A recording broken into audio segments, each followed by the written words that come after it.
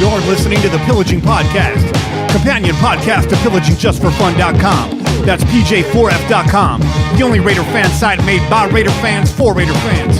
Tune in every week wherever podcasts are found. Call in and leave a message to be played on air at 408-909-PJFF. This episode brought to you by Creative Media Design Studio. Check them out at CreativeMediaMonterey.com. It's time to pillage another podcast. I'm your host, Kenny Stapler. What's good, Che? Oh, man. What's good is it's this weather. It's really nice. But we're in the studio. We're not at the beach. Where it's not really nice. So it's a little rough up in here, man. But it's good, man. It's a good hot. Sunday. It's a nice Sunday, bro. Yeah. On a 3-day weekend. Forgive the for those of you guys watching on the stream, forgive the loud levels there at the start. Yeah. We're still getting the live music part worked out. But we got a little more tricks for you guys up our sleeve this week. So, oh, yeah. You know, it's a work in progress. We got to keep improving, man. That's it. That's it. So shout out right now to everybody watching on YouTube. I know it's Memorial Day weekend. And a lot of people out there grilling and chilling. Yeah, man. I was on my way over here, coming through the block. I saw a bunch of people outside cooking it up. I was like, man, kind of want to stop by, say what's up. Nick says, what up, man? What up, man? And Raider Mike says that we're pretty much his sponsor. Hopefully that means, like a clothing sponsor, not like a AA sponsor. Because what are you drinking over here right now? Oh, yeah. You don't want me for an AA sponsor. I got a Dogfish Head over here, man. This is a Flesh and Blood IPA. It's delicious. About to kill it, though, so I had to unleash number 2. Yeah. That good old Belching Beaver peanut butter milk stout. That's the best beer. It's delicious, man. That's the best flavored beer, in my opinion. You got 2 red cans. You let one breathe. Yep. And, okay. Yeah. All right. Yeah. It's hot in here. We got the AC on. It's an old AC. It's doing what it can. Probably going to blow out the unit. Or chase sweat glands. One or the other. One or the other. One or the other got to go, man. We're taking side bets on which one's going to go first right now. I'm going to go ahead and put money on my sweat glands. I want to take this time to remind everyone that listens to the show audio. If you have time, join us every Sunday, 6 p.m. Pacific Standard Time on youtube.com/The Pillaging Podcast. We got the live video stream going. You can interact with us, leave comments on there. When we have breaks in the show, we take a look over there. We interact with you guys. And then the I See You segment, obviously. I see you. It all comes from the YouTube chat. Also take time to plug the Twitter. Make sure you hit us up, twitter.com. The Pillaging Podcast, Instagram, the same thing. Make sure you download the app, iOS, Android. Just search the Pillaging Podcast. And, of course, PJ4F.com, which is our blog. We post articles there occasionally. The podcast goes up there every week, and we do have a running chat section that goes. It fills up quick. We have about 11,000 comments since the last podcast. So if you're not on Twitter and you're looking for some Raider chat, or you're on Twitter and you just want some, more Raider chat, right. Make yourself a little discuss profile and jump in the pool. We've got a few newcomers in the last few weeks over there, and nice. You will be welcomed. Yes, by Friskies. Most likely by Friskies. He's the disgruntled house cat, and we love him. And that's the plug right now. And this week we got Phil Robinson the third, which sounds very official. Super official, man. More official than a referee with a whistle. Yeah, he's co-host of the Uphiltered podcast. Also a writer for the Raider Ramble, so go check out RaiderRamble.com. Actually, this morning I wrote a piece, my first piece for them in a while. I almost got kicked out because of my lack of productivity. I got no problems with that. Mario, do what you got to do. You already told me what it is when I started. Luckily, you kept me in there. You worked around my schedule and submitted a piece this morning. It's the history of the Battle of the Bay. Dope. Leading up to this year's final contest with a postscript note that says, if both teams live up to the optimism of their fans, that finale could be parlayed to the Super Bowl when we will finally see both teams match up. Hey, that is true, right? That is true. That would be something, man. And I took it back, man. I took it all the way back to 1912 when the city of San Francisco tried to annex the city of Oakland. Yeah. To cure their water crisis. And the rivalry between the city and the town began. That's it. And eventually took the field in 1970, right after the AFL-NFL merger, when the Raiders and Niners squared off against each other. The Raiders taking the brunt end of the stick on that one, losing to John Brody. Daryl LaMonica intercepted once. Brody with 2 touchdown passes. Fast forward to today, and the Oakland Raiders lead that regular season series 7-6, with this finale being the deciding factor of whether or not we get to go home with bragging rights forever or we leave in an all-out tie. Yeah. So, let's get this win. Let's get the W. Let's get this win. Let's do it. So we'll talk a little bit about that maybe later on in the show. But first of all, we got some quick hits. Yeah. Donald Penn, Raiders offensive tackle, starting left tackle. Yes. Donald Penn was on Mike Rappaport. Yes, he was. The I Am Rappaport Stereo podcast. Yes, he was. Tell me about that. You're a big Rappaport fan. This was a lot of people thought this was Ian Rappaport. I saw on Twitter. If you thought this was Ian Rappaport's podcast, you went for a rude awakening. This is Mike Rapp. And you're talking about Unfiltered. Yeah, Unfiltered. Man. Talk a little bit about that. It was good, man. It was good. Well, I mean, first of all, you got to hear a little bit of Donald Penn's personality, right? We said it to each other. Like, Donald Penn's a Raider-ass player, man. Raider-ass. He's a Raider-ass player, man. He just looked like a Raider, right? Dead-ass Raider-ass. And that's because he is a Raider, man. He's been a Raider before. He was a Raider. He was a Raider fan. He grew up one. Without a doubt. In L.A., yeah. So he speaks a little bit about that, about how how it was kind of a dream come true for him to end up with the Raiders. He also speaks a little bit about how much he's had to grind and get everything that he's gotten because he was undrafted. Yeah. And so, he worked himself into a Pro Bowl player, man. That's quite the achievement. Mm-hmm. And then he got the questions about Chucky and what it's like to have Chucky there. And he's like, man, coach is crazy. He's really, he is what he is, man. He's the antics, the energy. But he says what we've heard from all the other players so far is that it's just brought like a whole new energy to the team. That's good. Right? And that's good. That's fantastic. He did say that he called Chucky to cuss him out when they picked Miller with the 15th pick, though. Yeah, he did. He was like, I called his ass and I was about to cuss him out. He did not answer. I spoke to him like a few days later, and he was like, "You were gonna cuss me out, weren't you?" Yeah. He's like, "Yes, I was." So, did you take away from that what I did? Is that Gruden really hasn't changed as far as on the practice field? No, yeah, I mean, we take away the positives that we heard and that what we were familiar from before. Yeah. That's what we were familiar with. He's this high energy, like get after it type of guy, like no nonsense type of guy. He's hard-nosed football player, football coach, right? Yep. And that's what he wants. He wants to bring that back to the team. I like it. I love it. Yeah. And I liked Penn's take on the pick. He said he was angry, right, at first. Yeah. He said his son was like, "Daddy, are they getting rid of you?" Oh, wow. Yeah. And he's all, "Fuck no." He called him right away, right? But he said after I, digested it, I just look at it as competition. He's all, and on top of that, I want to be that veteran player that takes these guys under my wing and teaches them how to be an all-pro player, which is great, man. That's what you want to hear from your vets, But he has no plans of going anywhere. He says, I'm around for at least 2 more years, maybe longer. Wow. Yeah. Wow. And here I've been saying this is going to be his final season. So yeah, hopefully he can bounce back from that Liz Frank. He talked a little bit about that. Yes, but he did. It sounds like he's moving right along. Yeah, and he's confident, man. That's what you want to hear, right? He's confident that he's going to come back better than he's been. So I like that kind of talk, man, because you can't talk about it if you're not gonna be about it, right? Yeah, absolutely. Because that's going to come back. So for you to go out on a public, out in public and basically say that, you're putting those words out there. Now you have expectations, right? The Raider fans are listening, and you say, "I'm going to come back. I'm going to be better than ever." You watch. And ain't nobody going to take my starting spot. All right, Donald Penn. We heard that. Yeah. We expect that. Noted. Let's make it happen, brother. Let's do it. I like it.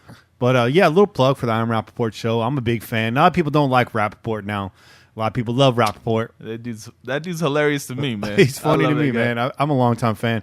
So make sure you check out that podcast. If you're a Raider fan, you at least want to hear that.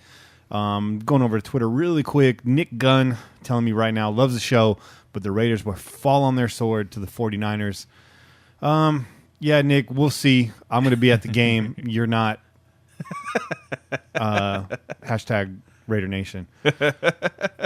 I mean, that's what it comes down to, right? That's it. Yeah. So, and again, 7-6. So you can stop it. Yeah. Speaking of Colton Miller, it sounds like Colton Miller was Gruden and Cable's guy all the way. Yeah. Cable gave his input. Gruden leaned on his staff, said he would make him picks according to the staff's needs, and did just that in the first round. So anybody that wants to still be upset about this pick, and we talked about last week, a lot of you guys acting brand new about the pick. You've come around to it. But if there's still some hate left, direct that hate towards Jon Gruden and Tom Cable and get your chin ready. Because Cable's going to check that. Yeah, he's going to check that chin, bro. That's all you Randy Hansons out there. Keep your guard up. Stick and move. Get on your bicycle. Oh, man. Keep your hands up. Keep your hands up. Yes, sir. So, along those lines, looks like Mo Hurst and Arden Key were of Mackenzie's doing. So, I guess in that same vein, Mackenzie's had a lot of critics. His gambles in the draft, some of his projects have not paid off. A lot of his slam dunks have. Derek Carr, Khalil Mack, Amari Cooper. And here we go. Here's two guys that Raider Nation is very excited about. You can pin those on Reggie McKenzie. Yep. So thank your general manager. It would seem as if all is well in Raider Kingdom right now, and that the relationship between Gruden and McKenzie is right where it needs to be. And it sounds like McKenzie's not going anywhere. Right. Just a month ago, we said he was on the hot seat. Mm-hmm. He very well may be, but it sounds like they need all hands on deck. They're not looking to get rid of their GM, and they like the balance of the power where it is right now. Yeah, yeah. I'm happy with that. I think so. I'm happy with it too, and I think if the excuse you, I think if the players that he picked this season, and then you got Conley come around and they turn out right, then the shift, there's going to be a gigantic shift. Everyone's going to be back on the Reggie boat, like they were when Mack and Carr got picked, right? Yeah, yep. So here we go. The Raiders made a move this week. They traded a conditional 7th-round pick for former Jets quarterback, Christian Hackenberg. Judging by the last name, I don't expect too much out of this guy. Could be just another hack. Bad pun. The conditional 7th-round pick, probably conditional as to whether or not he makes the roster. Yes. Should Hackenberg get cut, that pick does not go to New York, and everybody goes right back to where they were. Gruden had this to say about Hackenberg. He says they're looking for players. They're looking to get better every day, and Christian Hackenberg was available. He was a 2nd-round pick. He did some really encouraging things at Penn State. He had some ups and downs. We're going to look at him, and we're going to make it very competitive to see who Derek Carr's backup is. Pretty clear cut. Yep. So Connor Cook's got some competition. EJ Manuel's got some competition.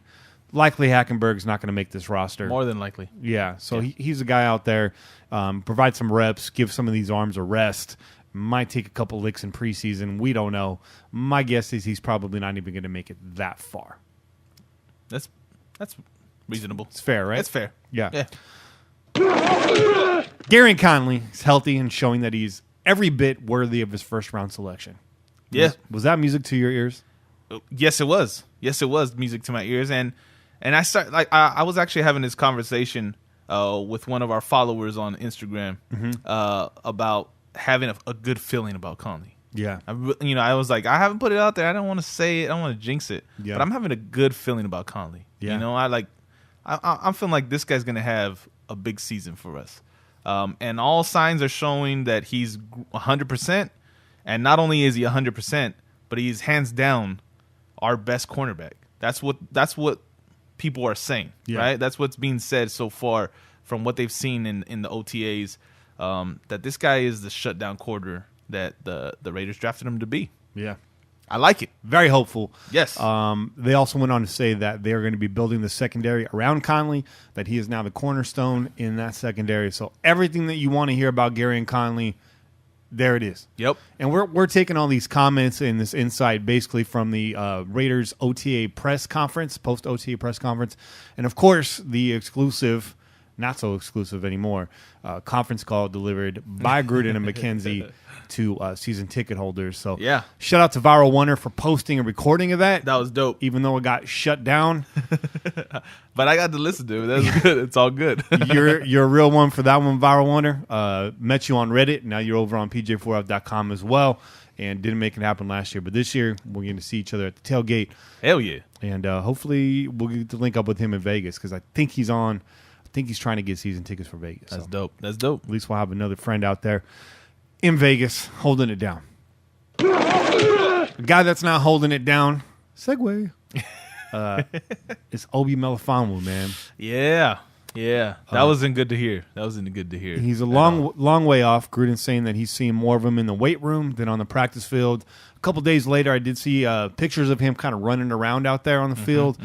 It was just a photo, so it was kind of unclear as to what was going on. Right. But right now, Obi's a long way off. So that secondary kind of remains incomplete. Luckily, we bolstered that secondary.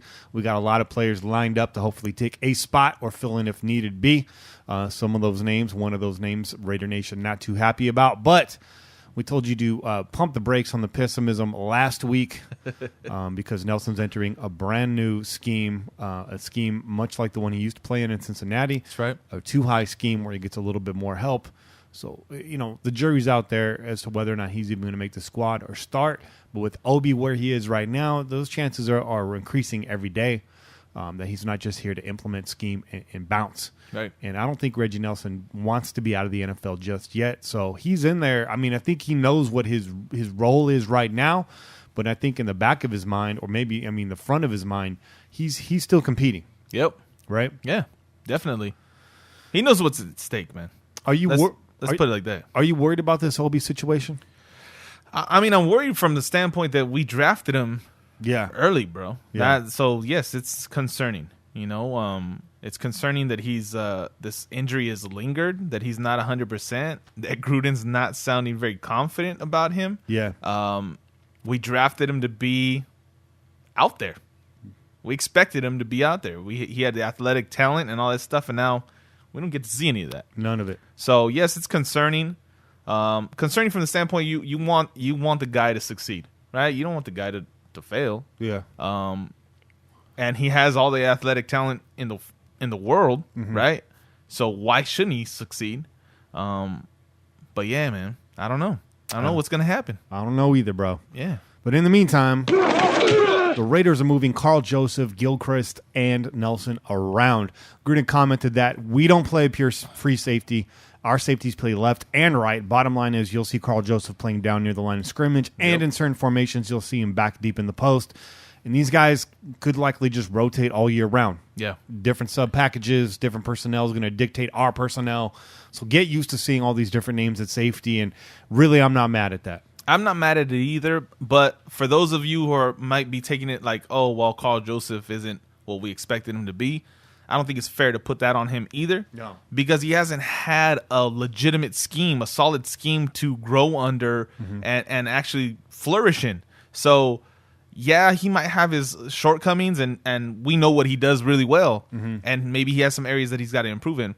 I think that having that scheme, having the Paul Gunther scheme, and having it long term is what's going to finally tell us whether or not he is what we expected him to be. Absolutely, and I think going into this and hearing this, it sounds like they understand what he is, and this is what I'm excited about, because the reason why I was so high on Carl Joseph was not just his ability to hit, but his versatility. The kid's like a Swiss Army knife. He can cover. In his final year before getting injured, he picked up 4 interceptions real quick. He can cover, he can hit, he can play down the line, defend the run very, very well. Chase had pointed that out when he came on the show. He did his breakdown on Carl Joseph. Right. The article obviously posted over at pj4f.com. So I like that they're finally looking at his versatility and they're going to use him accordingly.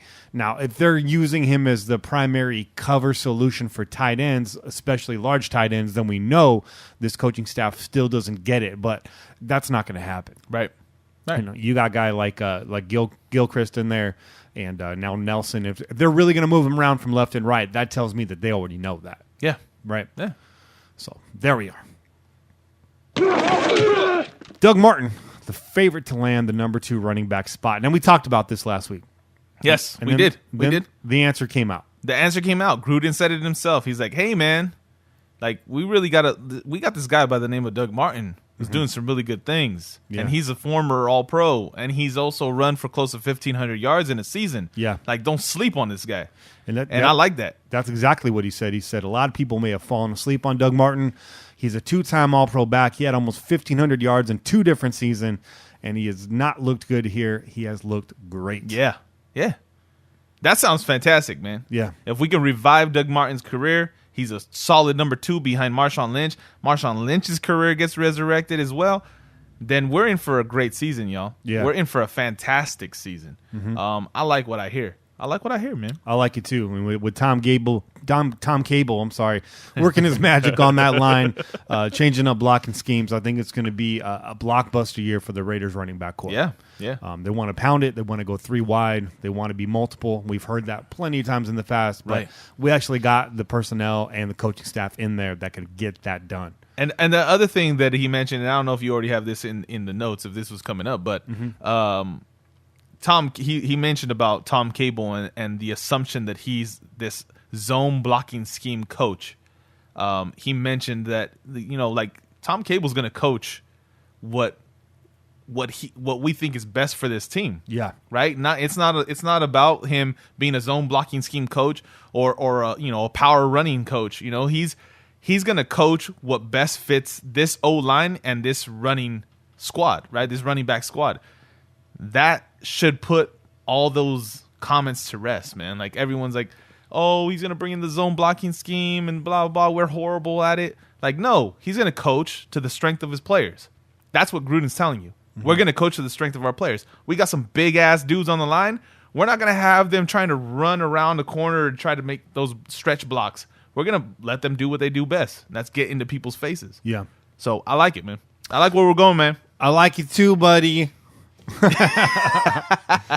Yeah. So lastly on the player front, Amari Cooper getting a lot of looks in the slot. We talked about this last season. PFF had him rated as the number 1 slot wide receiver when playing in the slot. Yeah.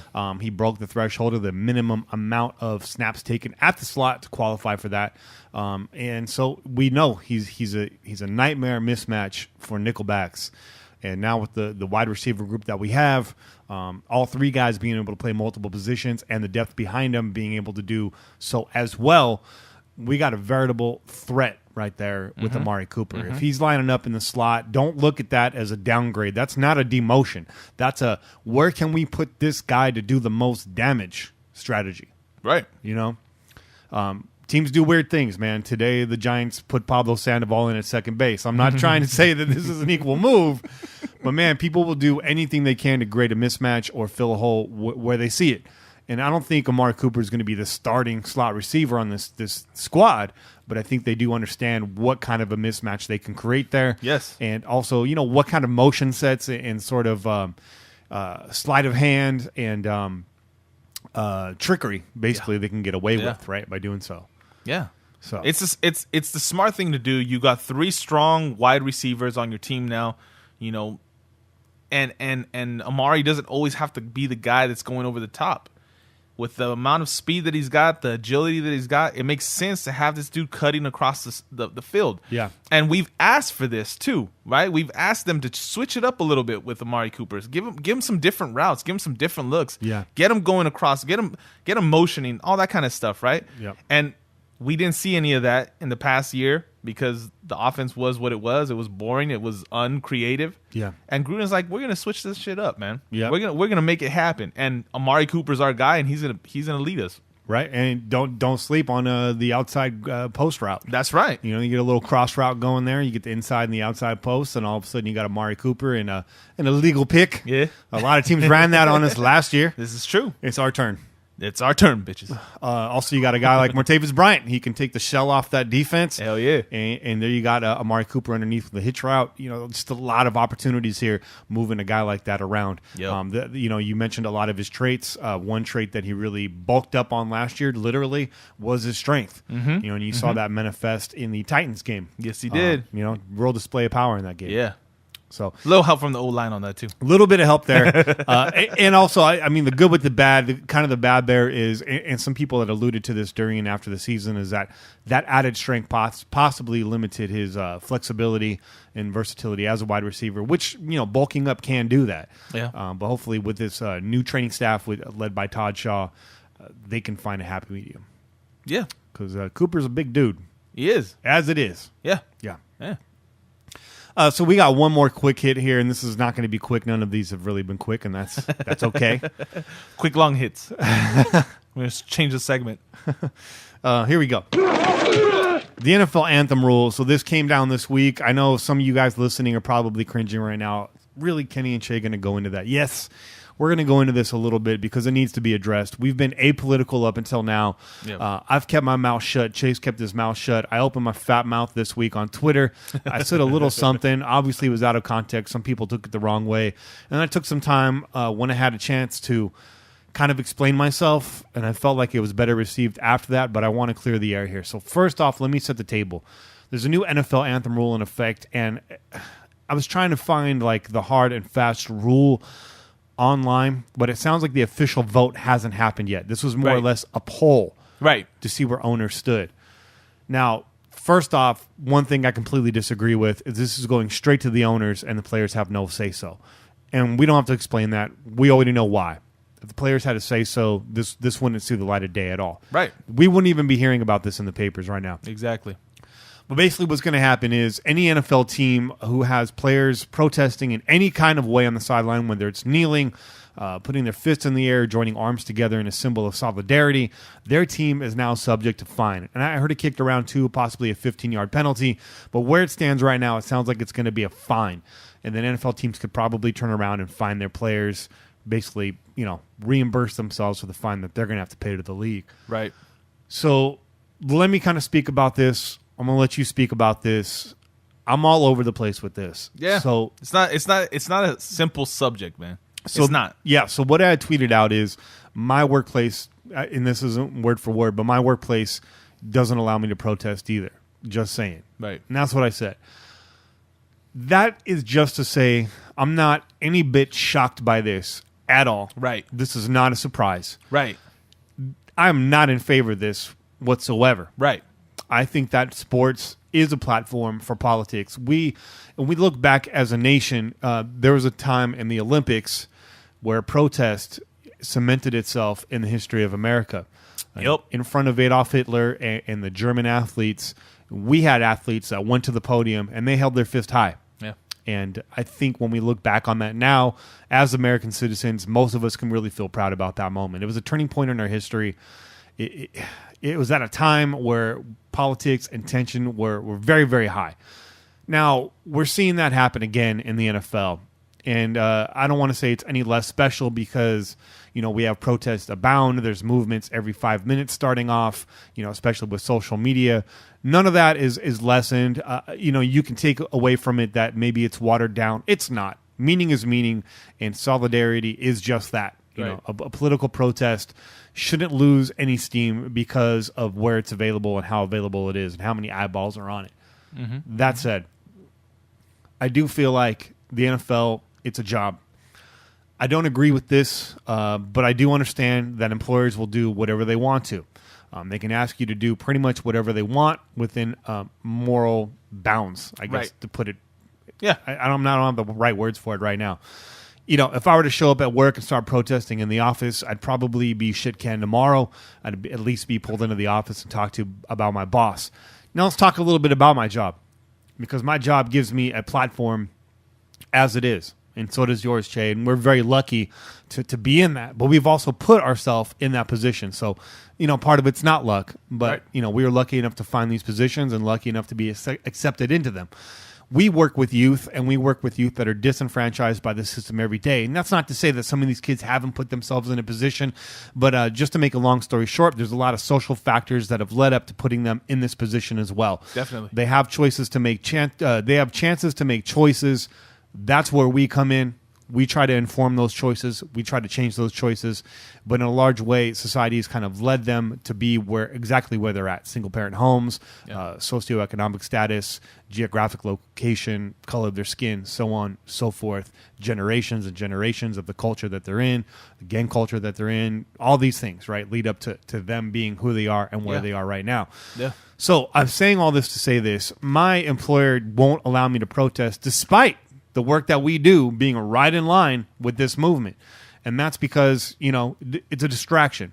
It's also, could be at odds with, it could be a conflict of interest. It could be I'm just not getting my work done. I need to get off my knee. This is true. And write these case notes. It's true. So we're out there making a difference, and that's what I'm trying to say. And I think the way around this, I guess, to put a silver lining on all of this, if you're an NFL player, if you're a pro athlete, period, you're making a lot of money. Not all of these guys are making millions of dollars, but they're making enough money where outside of work, they have a platform. Right. They're known. Yeah, definitely. Their name is on the back of jerseys. You don't need to use the networks to get your message across. I get that. You can still use it after the fact. You can go on air. You can do interviews. You can come on this podcast. You can go on the radio. You can go on these news networks. You can get your message across out there. You can also funnel your money into charities and to nonprofits. You can start your own foundation. You could put boots on the ground working for your cause and for the greater cause. You can make this happen outside of work hours. I know it sounds like I'm trying to justify this. I know it sounds like I'm trying to back up the NFL owners. I'm not. I already said it right at the start of the segment. I don't agree with this, but they're not violating any First Amendment laws whatsoever. Right. The players have the NFLPA. They have the Players Association. They are a member of a union. They can fight back against this. Now, what that leads to, well, that's a tangled web. That could lead to another strike. Nobody wants that. Right. But it could definitely lead there. I'd rather us strike over something like this than contracts. Yes. But at the same time, NFL, I'm looking squarely at you. You were really quick to react to this. Yet a guy like Ray Rice, even though he's not on a team, is eligible to be signed to a team. We had rampant domestic violence running through the NFL. And you got to say this has probably been a part of pro sports or even any high-level celebrity, as we're seeing it come out now in show business. Right. Money and power, fame and power, all that lead up to kind of what's been going on. And you still haven't reacted to that. You put out a series of commercials, and you still haven't reacted to that. So what we're really talking about here, the bottom line, it's money, it's networks, it's declining viewership. Yeah, it's the guy that we have in office right now. Mm-hmm. It's Roger Goodell trying to appease that. There's a lot of things at play here. So I want to bottom line all of this. I'm against the rule. I think it sucks. It is within legal bounds, however. And players, if you still want to do something about this, you should. And I'm just trying to say, and I know this isn't brand new, but there are ways around this. You can do it outside of work and still to play the game that everybody enjoys to watch. And I did mention this a few months back, I think on air. I know you and I have talked about it, and this might be far-fetched, and I might get shot in the back by some of our fans for saying this. But I think bringing protests to a stadium full of 60,000 plus people is also a very slippery slope. I think it could be a dangerous thing to put a target on the stadium by doing so. Because as you can see, all you got to do is go to social media and do a search on this, and you will see an equal amount of people for and against this. And both sides are very vehement about where they stand. Right. And I think both sides equally dangerous. We've seen liberals attacking people that voted for Trump in the streets. Mm-hmm. I don't support that 100%. So anybody that says, well, liberals are more peaceful than conservatives, that's just not true anymore. People are passionate about a belief and an opinion. It can get very dangerous when you take that too far or in the wrong direction. Definitely. I'm all for people protesting. I'm not for people setting businesses on fire in their own neighborhood. Right. There's a fine line there, right? That being said, you're protesting in a stadium full of 60,000 people. All you need is a few detractors now to decide that they want to do something about you, doing something about that. And now we have a situation, and you have a lot of innocent people there. So I'm not saying what could happen or what's going to happen. I'm just saying that there is a potential for some danger there in the mix. Right. And I don't think I'm out of line saying that. So this is all gray area, and I'm not saying I'm on one side or the other definitively. You already know what message I support. You already know what cause I support. And, there's a lot of ways to do it. And that's all I'm saying is somebody puts up a wall, an obstacle in your place, you got to find a way around or over that wall. No pun intended. But there's ways to do it. So it's sad that sports have come to this, but it is a sign of the times that we live in. It's just time to do something else about it. Right. Am I saying all of this okay? I think so. It's not an easy topic to talk about. It's not an easy there's no easy answer to this, man. And that's the most important part, right? Is that anything can be taken out of context and things can be swayed to look differently. And I think we've talked about this before about being level-headed and about being finding the middle ground between the two extremes. What you talked about, liberals, the extremist liberals, and also the extremist conservatives, right? Yeah. Both of them are in the wrong, man. I think it doesn't take a scientist, it doesn't take a super intelligent person to see that both of them are in the wrong. Yeah. You got to come together and you got to figure out something in the middle, man. And that's the bottom line. I'm in agreement with you, right? I don't agree with the rule change, but if there's nothing that they're doing illegally, then there's not much that we can do or say, right? There is some owners that are out there that are saying we'll pay the fine. We'll pay the fine for our players. Mark Davis is one of them. That's pretty cool, man. That's pretty cool that they would do that. That they're willing to support their players' stance. And I think in long, overall, you're looking overall, you're overseeing. That's kind of what you want to see with your team. You want to see some cohesion, right? You don't want to have a separation between the owner, the coach, and the players. So if he's in support of it, then we should be in support of it too. I know that it rubs people the wrong way, but there's some things that are bigger than your feelings about one thing or another. There are some bigger things going on within this society, and I think it's important that people take note of them. Yeah, you might not agree. You came to watch a football game, and maybe you don't want to see that kind of stuff. I can understand that. Sure. And I respect that, right? But there are some people that think that that's the only way to get their voice heard, and you got to understand that too, right? So I say all that just to say I'm in agreement with where we stand, and I understand where things are. That's it. I don't really want to push my agenda or anything like that. Yeah. And I don't think our listeners need to feel like they have to pick a side either. No. Right? And I think that's the beauty of living where we live is you're allowed to pick any side you want. That's right. I've just always been that guy where the right answer is in the middle, but that's no man's land, right? That's a place where a lot of people don't want to live. It's not easy to be in the middle. It's not easy to live in that gray area. It's difficult because you're always gonna rub somebody the wrong way. Yeah. Whether he's on this side or he's on this side, or she's on this side or she's on this side, right? Yeah. It's a tough place to be, but for me, I think it's the best place to be. Yeah. Because if you want to jump on completely to one side, you're gonna be wrong in a lot of areas. So I'm gonna leave this right here. The media spends a lot of time, depending on what channel you're on, pushing you to one side or the other, either the left or the right. True. And the reason why they do that is because they don't want you in the middle. It's because they know that the truth is in the middle. There's no money to be made in the middle. And, that's not where they want you to be. So I'm a firm believer of always being where nobody else is. And that's why we have this podcast. That's it, because this is where nobody else is. No. And so I'm in the middle. The other great thing about being in the middle, it allows you to pivot. It allows you to be open-minded. I'm a guy that's not headstrong. I'm a guy that you can convince to change direction. You've convinced me of things, whether it's sports or politics or culture or music. I'm always a guy that's willing to take a second or a third look. There you go. And so I think my stance on this is just, you might say it's safe. It's just realistic, man. It's just important to be open, man. Yeah. It's important to be open. If you're closed off, then you're going to miss out on a lot of things. And you're not going to understand a lot of things. But if you're open and you're willing to listen, then you can grasp things, and then you don't have to be so pissed off about everything, bro. Yeah. Stop being pissed off about everything. Let's just fucking have a good time. Understand, be open. You don't have to agree. You can just be like, okay, I see where you're coming from. Yeah. I don't agree with you, but it's all good.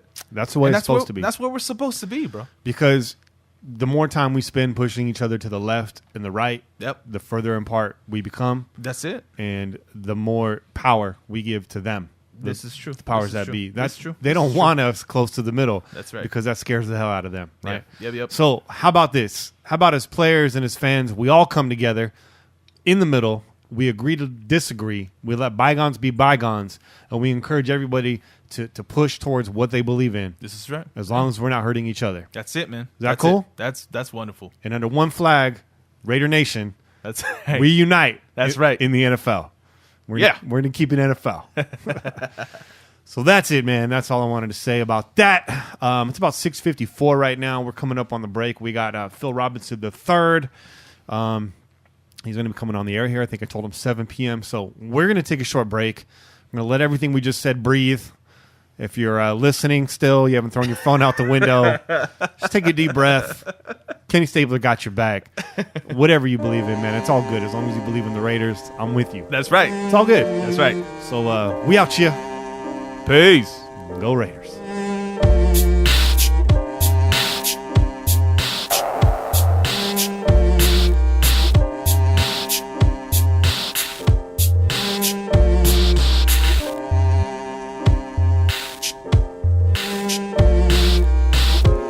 All right, we're back.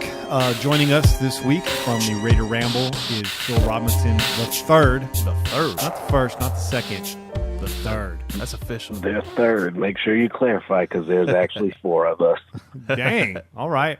It's dope. We got a fourth Phil Robinson waiting in the wings. He'll be on next we're gonna do a full month of Phil Robinson.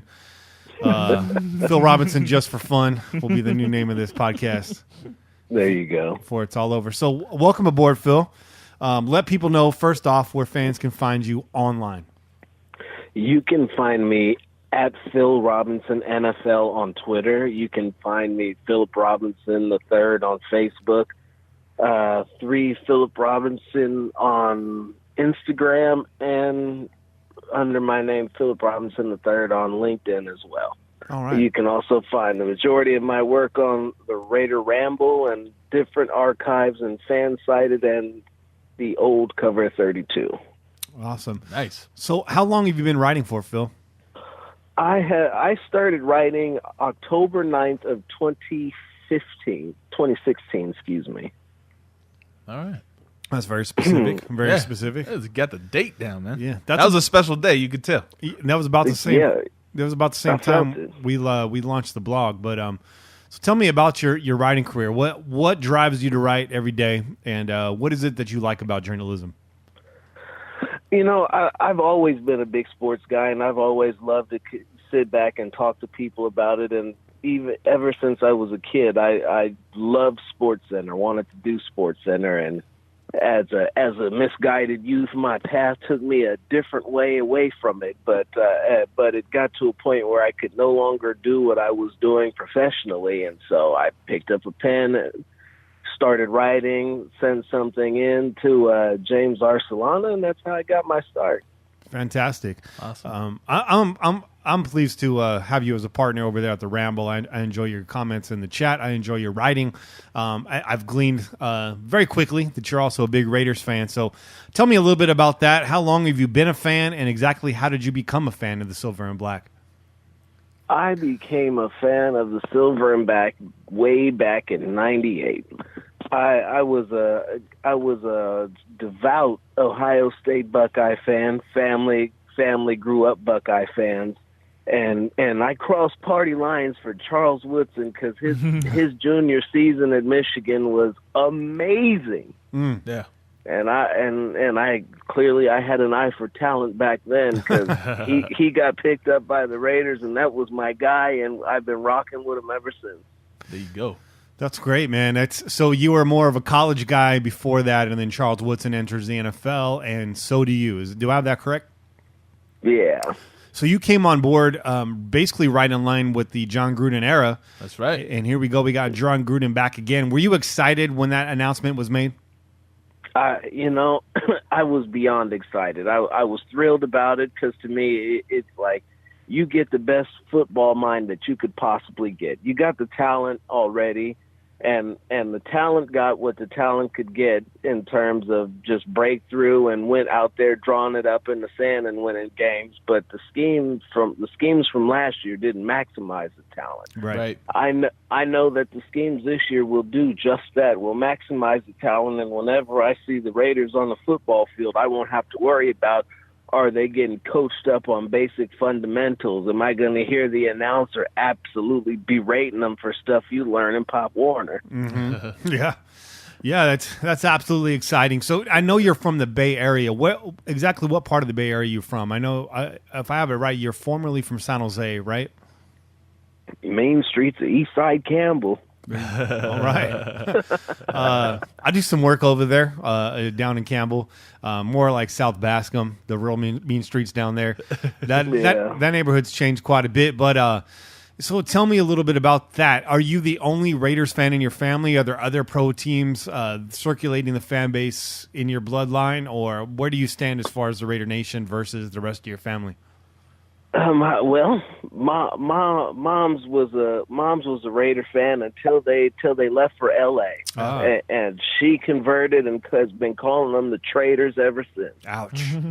Yeah, my dad is from Kentucky, so he's just a fan of good football, whoever's playing it. Okay, right. And my sister has no team, so I'm pretty much the sole hardcore Raider fan in the family, immediate family. Now my aunt and my cousins, we're all Raider fan. Well, excuse me, everybody except for that one wayward soul that everybody has in the family. He's riding OBJ's tip and loves him some Giants. Okay. Interesting. So when the Raiders announced their move to Vegas, was your mom like, mm-hmm? I told you so. Oh yeah. She was reading some of my stories about it. Yeah, I bet she was. That was right about I started writing right about the time that it kicked up real tough back when they were first looking at Carson. Okay. Yeah, man, it's an interesting time for Raider Nation, that's for sure. But let's dig into it a little bit. Let's talk about what's right in front of us right now. What are your early takeaways from the OTAs thus far? We've had some reports out of camp. We've had some pictures. I know you've been watching all of that, digesting all of that like a true fan and a writer. So what are your early takeaways right now? How do you feel? Where do you stand on this?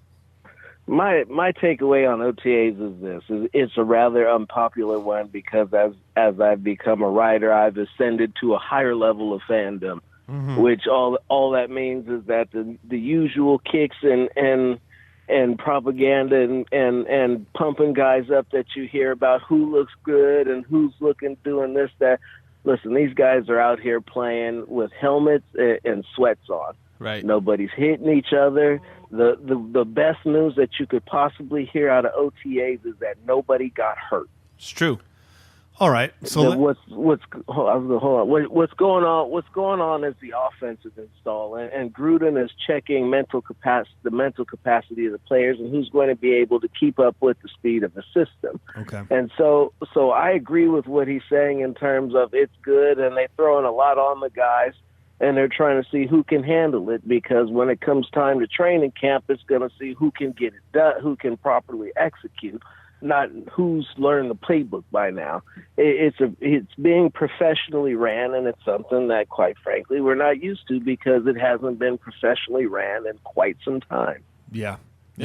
Similar situation that Gruden walked into back in 1998. So we saw how that turned out. So there shouldn't be any question. Gruden's the right guy to turn this around. You're damn right. Right? You're damn right. You goddamn right. I don't know who you could find that would be better.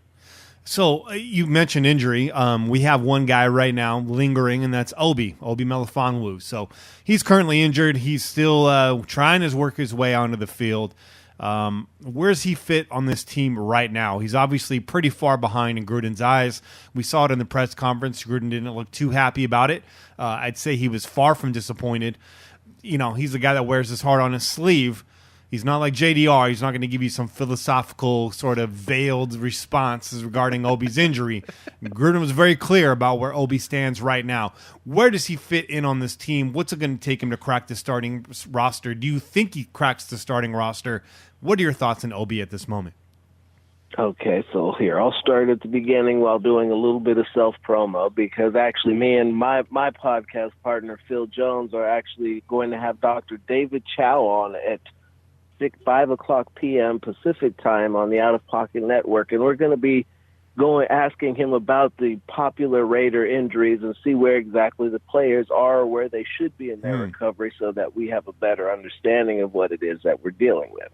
Now, with that being said, Obi Melifonwu has been spit on by both coaching staffs that has touched him, and I don't understand for the life of me why, because for the 10 plays that I saw him against Miami, he looked exactly like what they have been missing on the football field. A 6'4", strong safety capable of manning up a tight end and taking him out of the game, as well as providing a presence in the box. Mm-hmm. However, when they decided to put him outside as a corner against Bill Belichick and Tom Brady of all quarterbacks in Mexico City at elevation, which he hadn't even had a chance to become accustomed to, in 5 plays, you see the man over there tossing up his cookies on the sidelines, and I don't know if he's got the yips, if it's in between his ears, if he's spending too much time on Instagram with the love of his life, which is a beautiful young lady, might I add. You couldn't find. That's a good place to invest time. It's a great place, but for whatever reason, people continue to question his desire to play football, and when I ask around, nobody has an answer for that question. So clearly, it's one of those hush-hush winks. Yeah. But to have Gruden come out and throw dirt on his name the way that he did, because the reality was that there were videos of Obi participating in individual drills, so he was on the field. He was working out. Right. Mm-hmm.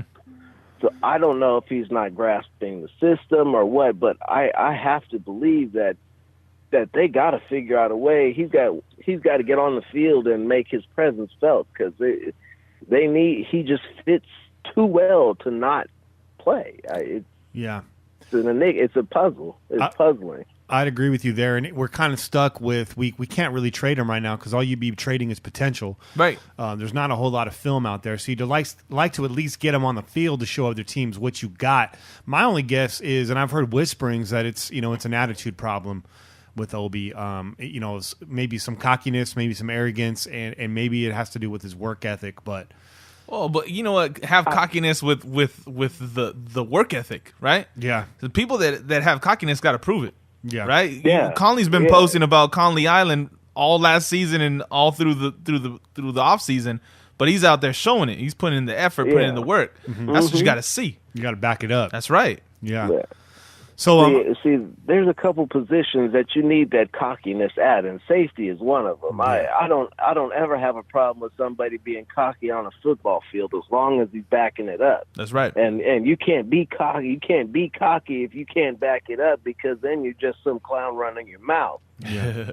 and that might be what we have right now. So we'll find out. We'll find out. Hopefully that's not the case. And if it is the case, hopefully Gruden and his staff can get it all sorted out. I feel like, once again, he's the right guy to do such a thing. And maybe he's just trying to light a fire under his ass, man. Yeah. Maybe he's just trying to light a fire under his ass, man. That's what I really think it is because I think that he's close enough to where it's like, look, man, we got to get you. We're expecting a lot out of you. And this franchise, you were supposed to save us, and you can't save us from the training room. Right. Yeah. Right. Yeah. So let's kind of pivot here with Bowman out of the picture. It sounds like he is. Listening back to that conference call and kind of just reading between the lines, it doesn't sound like NaVorro Bowman's going to be showing up here in Oakland. Given that and where we stand right now, give this linebacking core an early grade. This is a group, and it's received some new members this offseason, but this is a group that was much maligned last year. Lots of question marks, injury decimated. They've lacked guidance for the past few years, which is odd considering how many linebackers were on this staff last year and the year before that. Give this linebacker core an early grade, and just kind of overall, what's your confidence with this group going into the offseason? Grading the linebacking core is difficult. I'd say I'd probably list them at a C plus B minus because I think that athletically they're better than they were. I need to see if Derek Johnson still has it, right. or if he doesn't still have it, can he convey what's in between his ears to the guys that do? Yeah. I believe there's an immense amount of talent, but the coaching staff, like we said, we've gone from saying bad coaching to what is perceived to be a strength or a much better defensive scheme, set of philosophies and ideals, and potentially a system set up to place players in positions to make plays that best suit their abilities. Right. Yeah. And so I'd like to. I reserve the grade to be seen, but if I had to give one, it'd be a C plus B minus because, like we said, right now we're going. All we got is potential and what shoulds. Yeah, I'd agree with that 100%. How do you feel about that, Chad? No. Yeah, I'm in full agreement with that. I think if you're anything above where Phil just put them, you're being a bit myopic. Yeah.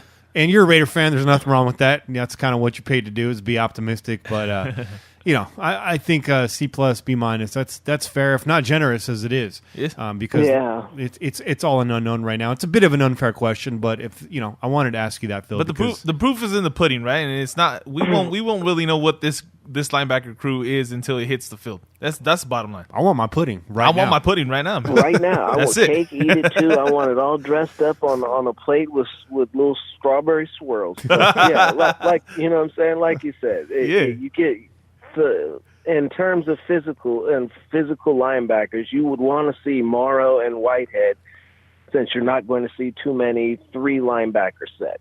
Yeah, I don't. You would want to see Derek Johnson be a strong presence in the linebacking room, but you would want to see the younger guys beat him out.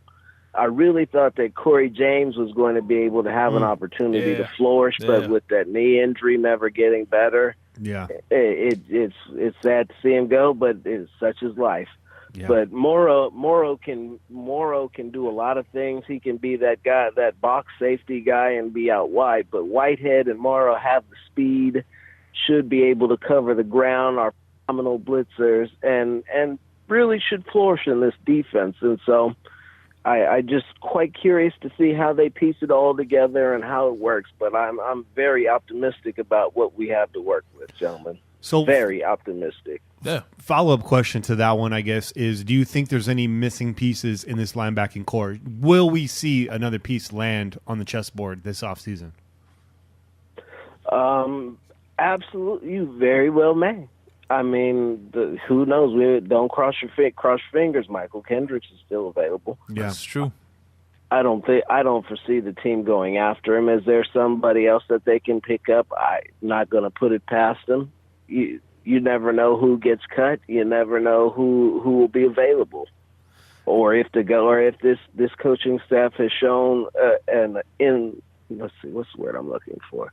They are not hesitant to part ways with people they don't believe can fit their needs. Yep. Right. Yep. They get right down to it. They cut the shit. You either play or you get out. And they've been very aggressive picking up players, guys that they think are valuable, that are maybe diamonds in the rough, and anything to increase competition, right? Yep. That's right. That seems to be the theme. So let's kind of pull back a little bit and look at this from the top down. We've been specific. Let's get a little bit more general. We've asked this to every guest that's come on the show this offseason. What's your floor and what's your ceiling for the Raiders in 2018? I have not thought about what the floor could be because honestly, I don't foresee that that the floor is where to be reached. I know that Gruden took a capable team and won the Super Bowl in his first year in Tampa Bay. Right. This team that he has now has won 12 games before, so I would say worst case scenario, I expect them to go 500. Okay. Mm-hmm. I don't see how I honestly really don't see how they would lose more than 8 games unless the entire roster is just completely decimated by injury. Right. That would be the only way I see that being worse. Ceiling?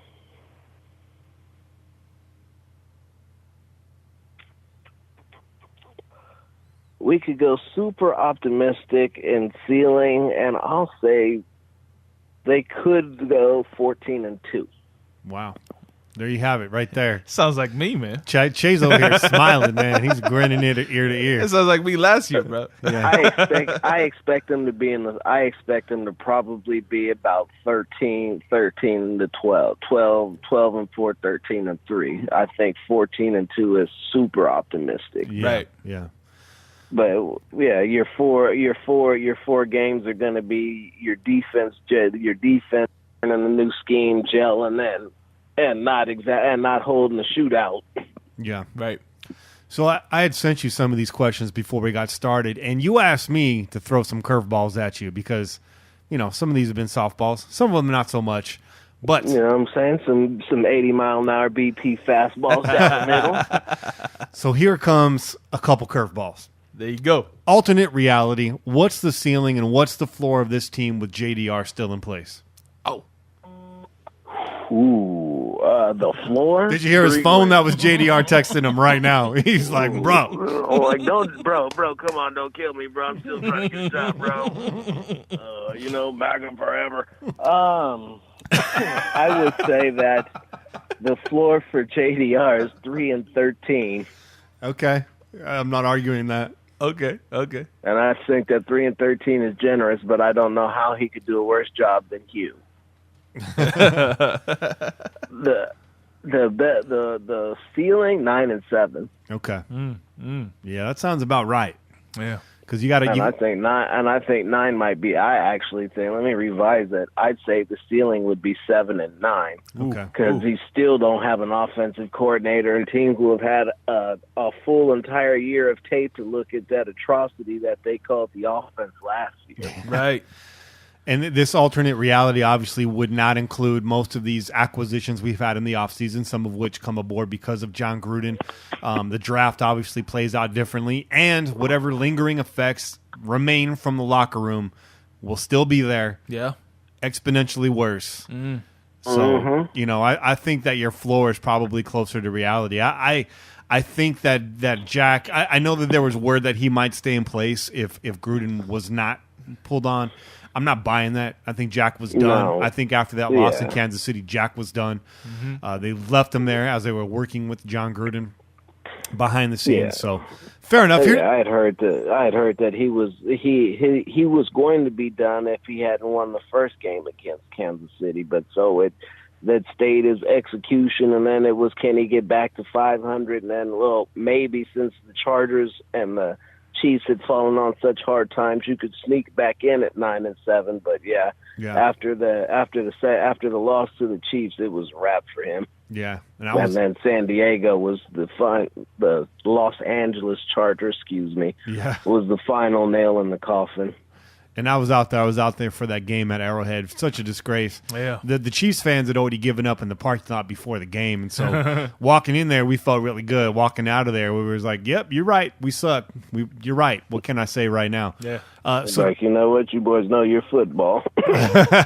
So Jay has a question for you. Similar question. Yeah. But different. Yeah. We're gonna stay in the alternate reality. And I'm gonna say, what's this offense look like if Crabtree is still here?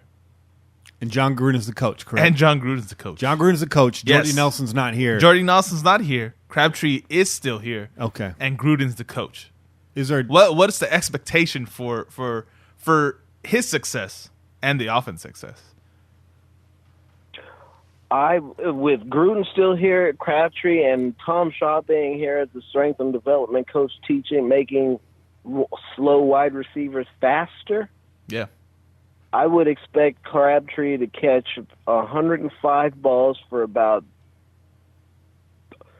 1,275 and 12 to 15 touchdowns. All right. All right. It's not too shabby. I would. Crabtree and Carr had an established rapport. What happened, from what I've heard from last year, so I've heard a few different stories and rumors and whatnot, but the coach had told Carr not to throw the ball his way towards the end of the season. Yeah. Right. Yeah. And so with that being said, to get them in a scheme that is actually going to allow him to much quicker passes, rollouts, bootlegs, options and whatnot, motions, misdirections. Yeah, it would be way easier. He's going to make the offenses way easier. Mm-hmm. because I mean, let's be real. You watched enough football and played enough Madden to be able to call plays from your couch watching Downing's offense. Yeah. It was that It's easy. true. Yeah. So I guess just to follow up to that, you have Crab 100 plus balls, 1,275 yards, 12 to 15 touchdowns. So the reality that we're in with Jordy Nelson there, are his numbers different? Do you have them higher, about the same, a little bit lower? Where are you at on Jordy Nelson? That's difficult. I see Jordy Nelson as about a 850, maybe catching about 60 to 75 balls for about 7 touchdowns. Okay. Is that he's not gonna be the focal point, the feature of this offense. He's probably going to be the reliable third option that Seth Roberts just simply hasn't been. Right. And so you're saying that the rapport that Crabtree and Carr had, that's what would be the big difference, right, between the two. Yeah. And so does Amari Cooper now get the balance of those receptions and touchdowns? No. No. Controversy. No. Controversy. Ready for this one? Yes, sir. I have Martavis Bryant leading the league in yards. Ooh. I have Martavis Bryant pulling in 1,800, 16 TDs off about 60 to 75 balls. Wow. Oh, a lot of deep passes right there, man. Yeah. Taking a lot of deep passes. Carr has not had an opportunity to uncork his arm and show off those dimes that he dropped at the Pro Bowl. Yes, sir. In an awful long time, and this offense is going to allow him that capability, especially on a rollout when he can set his feet and that safety has to make a choice on if he's going deep or coming up. It was easy to make that decision when you knew he wasn't going to run. We've already heard that he's going to be running more. Yeah. And the offense is going to feature bootlegs to put on defenses and free up space. And I believe that whether it's deep routes or crossing routes, they are going to get Martavis Bryant the ball in enough space to do something with that speed. And look for that in the second half. This offense is going to have plenty of misdirection. It's going to be a hard-nosed run game in the first half. Play action. Lots of slants over the middle, and look for them to catch teams off guard and rip the lid off the defense and go deep late in games, and possibly first play of the game. We've seen that in the past before, too. I love that. I love that. Nothing I love better than to see a team come out and drop a bomb coming fresh out of the gate. There's nothing more Raider than that. That's it, man. Do you foresee – now, this was a staple of the Jon Gruden offense back in the day. The fake bootleg first play of the game, almost every game. Does that return? No. Yeah. No, it does not. And it does not because he's going to do something different. He's doing something different. Yeah. You ask, what is this offense going to be? It's going to be a lot of things because he's had a lot of time to sit back and think. It's going to be a mix of power and zone running, but most physical presence up front with fast wide receivers on timing routes, combo routes, a bunch of different concepts, just attacking and stressing defenses. They'll get vertical. There's going to be a lot of shotgun, probably POs in there, and you're going to see Carr be able to freelance and get the autonomy that he was promised last year. Yeah. The autonomy that he earned when he became the 2016 Clutch Player of the Year. Yep. So that's what you should expect to see out of this offense. So I said that to say this, there's much to be said about, Gruden saying, we're going to take things back to 1998. And then just the fact when he announced that he was coming back, right, when the Raiders announced he was coming back, a lot of people started breaking down film from 1999, 2000. His scheme was different the minute he went to Tampa Bay. Yeah. It's years later. It's going to be different again. He's absorbed all this knowledge from the NCAA and around the NFL. This is going to be, it's going to have a Gruden touch to it. It's going to feel familiar in some degrees, but it's going to be brand new, revamped, modernized. This is not the same Jon Gruden offense from 1998. And it's going to be adapted to the players that he has, brother. It's going to be the players that he has. He has a Derek Carr that he feels he could do a lot with. Mm-hmm. Expect that. He's going to do a lot with Derek Carr, man.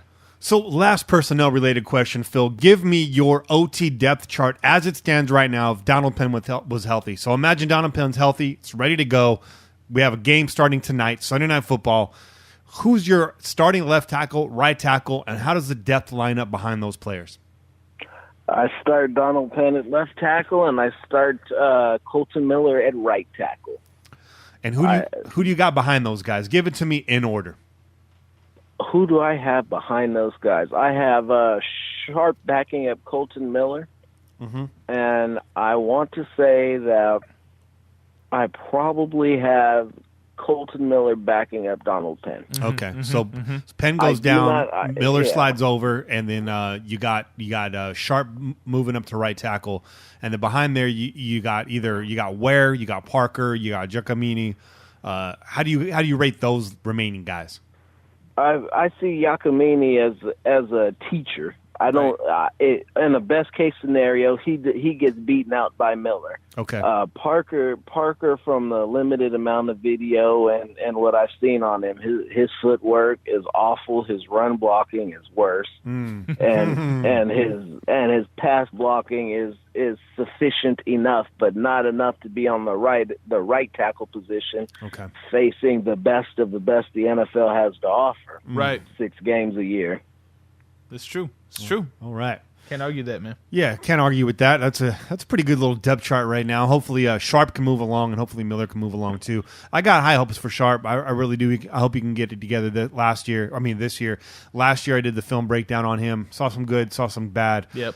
He's got flashes of potential there. The strength is obviously there. The technique he's got to work on, and the footwork a bit inconsistent, but when on point, it's enough to hold that frame up and get the blocks that he needs to. Right. It's just really all about consistency and teaching up the techniques and fundamentals with Sharp, in my opinion. But he's got a ways to go. But like you said, you got 2 good teachers there in Penn and Giacomini, so hopefully they can bring this guy along because we need depth at the tackle position badly. Well, they actually are expecting him to provide a much better option because he dropped the weight that they wanted him to drop, and I imagine that that's going to make huge strides in cleaning up his footwork, his mobility, and technique as well, because anytime you can keep the strength and carry less weight, you just offer yourself more mobility. Yeah. And that's really what a big guy needs. Yeah. Is to be able to get to his spots. As long as he can get to his spot, nobody's going to go through him. Right. So, just a moment ago, you dropped Madden. I'm talking about the game, EA Sports. Now, you haven't been shy about showing off some of your victories in Madden, Conquest, some of your conquests, utter domination, yes, embarrassments of people. So I heard you'll take on all challengers. Do you feel confident enough to drop your gamer tag right here on the show? PSN, I do for thrills, capital IDO for THRILLS. I whoop everybody. I beat you in front of your kids, your grandma, your mom. I'm coming to smash you. Don't get it confused. I am coming to embarrass you. There'll be nothing friendly about this ass whooping when you get it. So will you do you take on the challenges where you let people pick your team? Have you done that before in the past? We could do that too. Okay. I've done that before. It usually you either go with the 3-team system and you pick one I can't, and I'll choose from the other 2. Okay. I can run with the tried and true, the Oakland Raiders, or I can choose. I could just beat you defensively. Confidence abound. That's it, man. I might That's what it's all about. That's what we need on defense, bro. I might have to jump online and take an ass whooping one of these days. There you go. You'll be another victim. You'll get your photo too. I'm pretty good against computer, but going online against human opponents, a whole different beast. Very different. You find yourself second guessing yourself quite a bit if it's your first time. One thing I am good at online though is Fight Night Champion, which is now back on the Xbox backwards compatible. So that's where I've been spending my time. I miss Fight Night. It's been a while since I played Fight Night. Are you a PlayStation or an Xbox gamer? PlayStation. Gotcha. We did 360 for a while, and then it was just like, no, we got to go back home. Yeah, I miss my old PlayStation. I wish I can get a PS4, but I can't justify having both. So maybe next gen I'll jump back on the Sony bandwagon. The Xbox controller, man, I just can't get with it. No, You can't get with the that Xbox was a controller? breaking point for that was a breaking point for me too. Yeah. I couldn't get with the PlayStation, man, but I was the other way around. I started with Xbox, Yeah. man. So I've had PS1, PS2, and Yeah. then the 360, and then I got that for free, and then I got the Xbox One on Craigslist. I'm always looking for that bargain, back bro. when- Hell yeah. Yeah, back when the 360 was cheaper than the PS3, so that's what we were rolling with. Yeah. Yes, sir. So you're from the Central Valley, is that correct? That's where I'm currently located, from Right. San Jose, Currently. South Bay. So give me your top eateries in your location. Oh, If I'm out there in the Central Valley, where do I need to be eating? Genova's Delicatessen. I'm a huge sandwich guy, deli guy, and I know that Genova's in Oakland was my spot until they closed it down, and they had one in Napa, and I stumbled across the one in Stockton in the middle of the hood. Interesting. But that's how you know a spot is good, when it's in the middle of the hood and nobody messes with it. that's Yeah. right. That's right. This It's is true. Then there was this other little taco truck. I forgot the name. Don Raul's or something, that made some of the most amazing carne asada fries I've ever had. There you go. It snuck up on me. I was like, holy shit, I wasn't ready for this. I have to come back up here and bring the whole damn family. All right. So Don Raul's, possibly Yeah. a name. Yeah, something like that. Over yeah. off of Airport and Okay. Creed, I think. Okay. All right. I'll be hunting for that. But give me the name of that delicatessen one more time, because I'm a sandwich guy myself. Genova's. Genova's. Delicatessen. Sounds good. And what sandwich? Genova's Bakery. Oh, bakery. What's the go-to sandwich for Phil Robinson III? What is Phil Robinson III? like? Phil Robinson III is a mountain high stacker. You know, I'm the guy that pays extra for the meat and gets the 2 extra selections and has that bad boy at least 2 inches thick heading home. I like it. Italian combination is the answer that you're looking for. All right. Duly noted. I'm writing that down right now. Stored away in the old mental safe here. I never forget a sandwich. Me neither. I actually walked into what was it, Rayleigh's out here, and the lady got to talking about the sandwiches, and I said, yeah, well, you know, this isn't Genova. Stopped her dead in her tracks. She was like, you know what? I mean, you're right. Well, damn it, Phil! I'm gonna have to get up there soon. Maybe you and I can grab a sandwich and a beer together, and then I could look over your shoulder and see what your play calling's all about there on Madden. We want to thank you for coming on. It varies from team to team. You'd never be able to learn anything concrete. Smart guy. We want to thank you for coming on the air, man, and I'll see you in the Ramble chat soon. Any parting words for our listeners before you get out of here? Check out The Unfiltered Show featuring Phil Robinson and Phil Jones, where we talk mad amounts of garbage about everyday life, the Oakland Raiders, movies, and whatever comes to mind. Nobody's safe. Nobody gets too bad either, but it's a good time to be had. You could also check us out, Fast Break. We're going to have a lot to talk about with the NBA Finals coming up on Wednesday at 5 p.m. on the IE Sports Radio Network. Absolutely. And the Unfiltered show is a lot of fun. I've checked out the Fast Break show, too. I'm a couple episodes behind with Unfiltered right now, but I get caught up. And I'm looking at the score right now. Bossing up. It looks like the Celtics. Oh, no, that's an old score. I don't have a current score, so I'm not going to dig for it right now. Do you know what the score is right now, Phil? Just 2 seconds. Keep talking, and we'll pull it up. All right, so make sure you guys check out the. They're also on the Out of Pocket. No, IE Sports Network. Sorry, Yes. Different network. Check out the Unfiltered show. We got to get Phil Jones on here soon because he's a character as well. I enjoy talking to him. If I knew how, I would get you guys both on at the same time. We got 3 minutes and 45 seconds left. Cleveland leans by 3. It's 76-73. It's anybody's game at this point. Phil, I'm going to let you get off the air and catch the rest of that game. But thanks again for coming on. We're going to try to catch it, too, while we listen to our callers. Yeah, man. And we'll be back from break shortly. Thanks again, Phil. Thank you, brother. So when are you guys coming on Unfiltered? Hey, I'm just waiting for the invite, brother. Yeah. Let us know. Waiting for what you doing next Tuesday? I'm working, man. My schedule right now is 11 a.m. till 10 p.m. I get home about 11 p.m. I work Monday through Thursday. I'm free Fridays through Sundays. So if you want to pre-tape a segment with me, I'm all for it, brother. Yeah. I see what's going on. We'll work something out. All right. What about your other representative? Che here. Che. Yeah. I'm the same thing. We kind of work during the week, so probably the weekends would be best. But what's when you guys record your show? Usually Tuesday nights, but when we work something out. We're flexible gentlemen. Okay. All right. We'll connect off the air here, and we'll get it together. For sure. Yes, for sure. This has to happen. Hell yeah. Yes. And above all else, remember, donation. That's right. That's it. Go Dubs right now. It's a busy time of year. So, all right, brother, once again, thank you for joining us. We appreciate your time, and we appreciate your commentary. So I'll find you online. And well, I know you live online. I'm acting all brand new over here. You know what I'm saying? Like you don't know me and stuff. We're about to link up all like right. Voltron, and I'll see you guys on the air again soon. All right. Thanks, guys. It's been great. All right, brother. Peace. That was a good segment there. Yeah, man. Phil's a good guy. Yeah. I like his sense of humor. You got to have a sense of humor, man. So what do you say we get off of here? Yes. We listen to these callers, maybe catch the end of the game. I like that idea. Come back with the return of Raider Cain. Yeah. Let's do it. Raider Cain back in the house. Go Raiders. Go Raiders.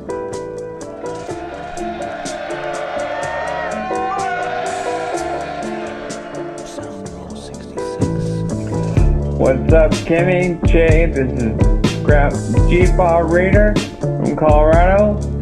And yes, I am a grandpa. My son and his beautiful bride-to-be gave my wife and I a beautiful granddaughter this year. In fact, he will be married as the day before this podcast plays. So early congratulations to my son and his wife.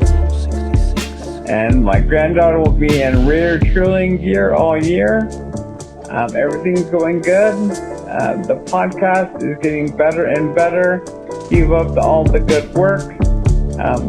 Let's all wait till OTAs are over and training camp, and then we all can decide what we think, okay? Let's slow down, Raider Nation. Just win, baby. What up, Kenny? What up, Che? It's El Wapo.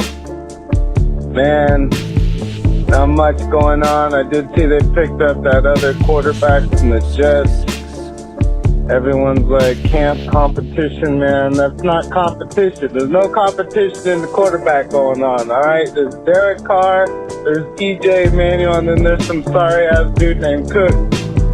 Deer in the headlights. I mean, I understand the dude's a rook, and he went in, kind of got beat up a little bit. I got it. I don't hate on the kid, but I didn't see much there to begin with, and I didn't really like the pickup with Cook, but whatever.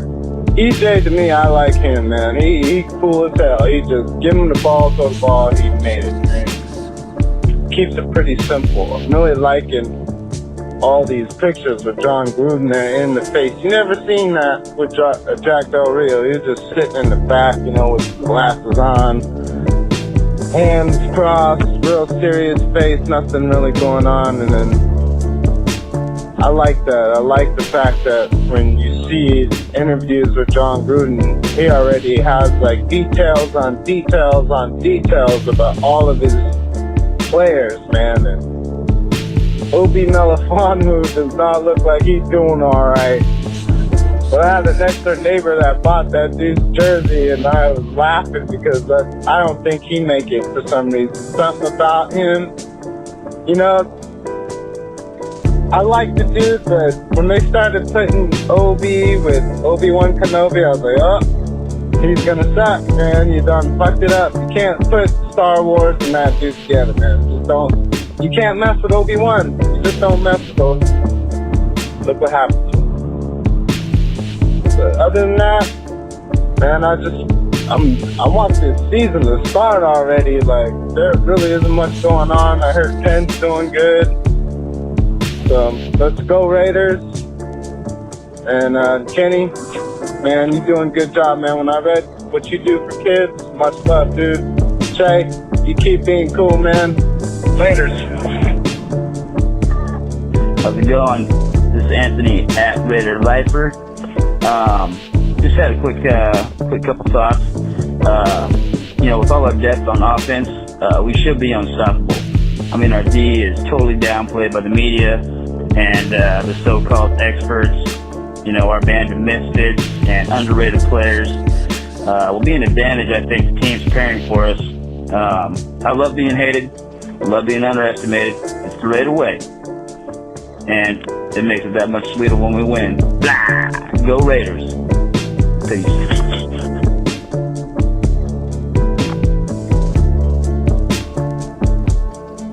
All right, and we're back.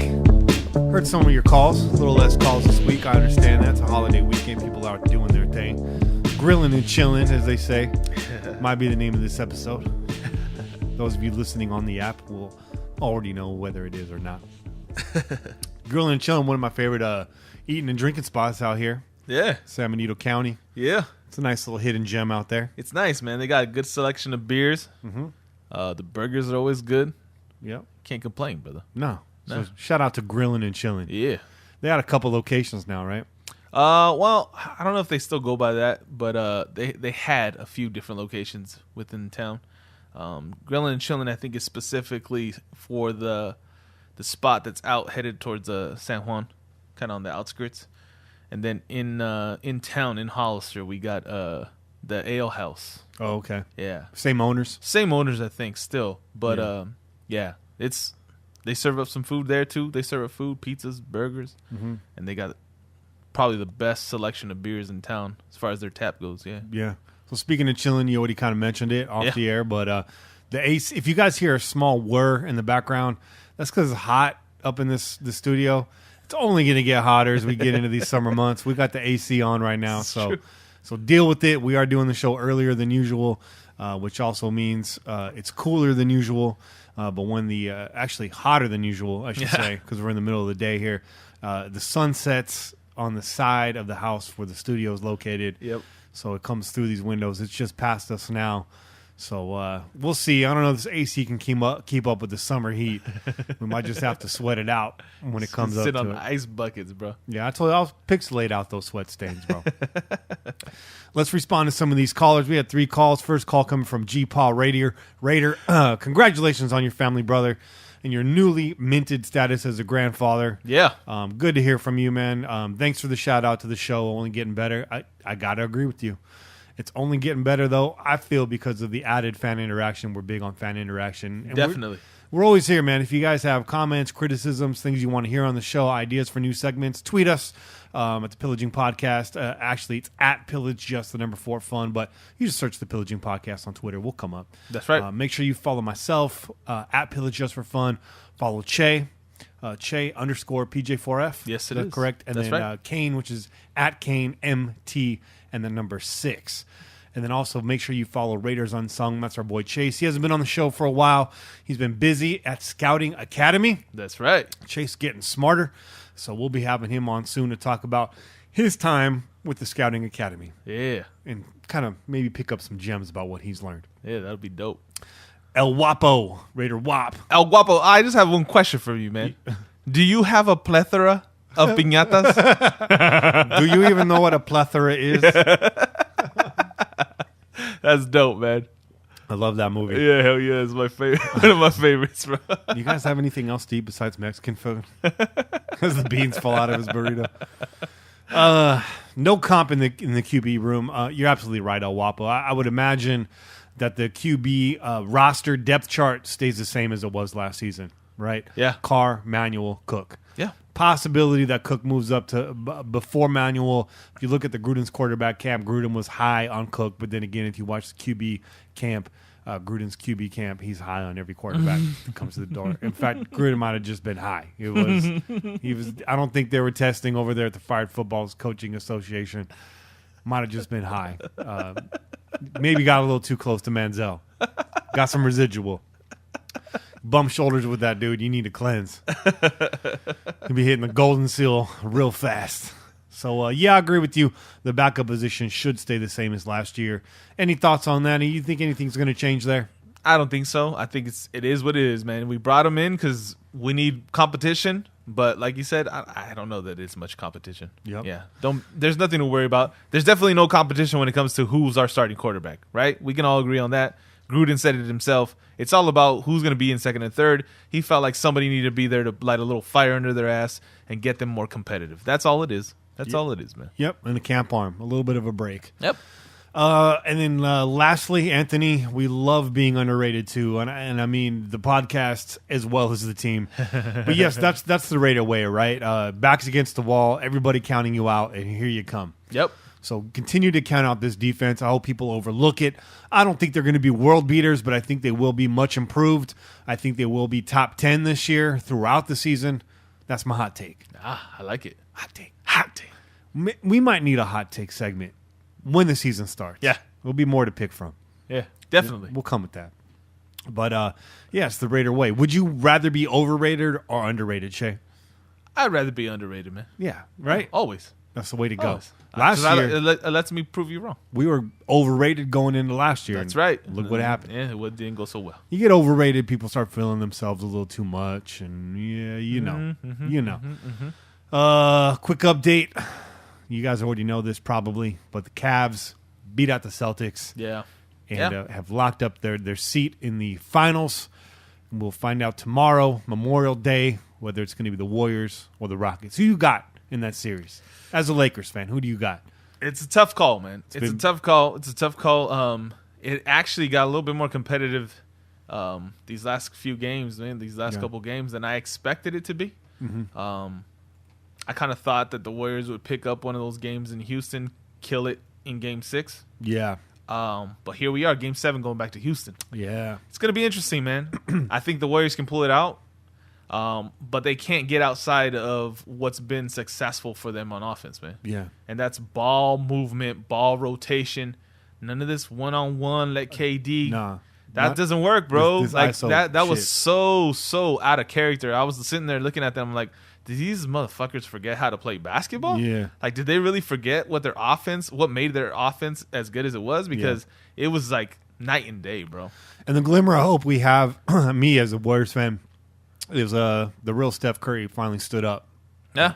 In Game 6. So he hit that deep shot, and that lit a fire. That definitely lit a fire. So, and of course, Klay Thompson, when he's filling in and he's picking up the slack, we're real hard to beat. Right. Yeah. Key is those guys got to get off early, man. Houston, I think they got to get off early in Houston in order for them to be able to, because Houston's gonna have a run. They got to have a run. Yeah. Because they're gonna be playing at home. They're gonna be in front of their crowd. They're gonna be amped. So those guys got to get off early to maintain. Yeah. And as usual, it's all about the first and the third quarter for the Warriors. As you said, we got to get off early. Can't get behind in the first. Can't be giving up 10 turnovers in the first half plus. And then obviously in the fourth quarter, got to close it out. The Warriors traditionally can take their foot off the pedal after building up a third quarter lead against a team like Houston. You can't do that. You got to ride a 10-point plus lead into the fourth quarter. Put your foot on the gas. 15-point lead, shut them down. Yeah. But it should be a hard-fought game. I'm really looking forward to watching that game. I've missed most of these games because of my work schedule, but I'm going to sit down and actually fully enjoy this tomorrow. Yeah. And hopefully the album will be mastered by the time tip-off happens. There you go. Bit of a celebration. There you go.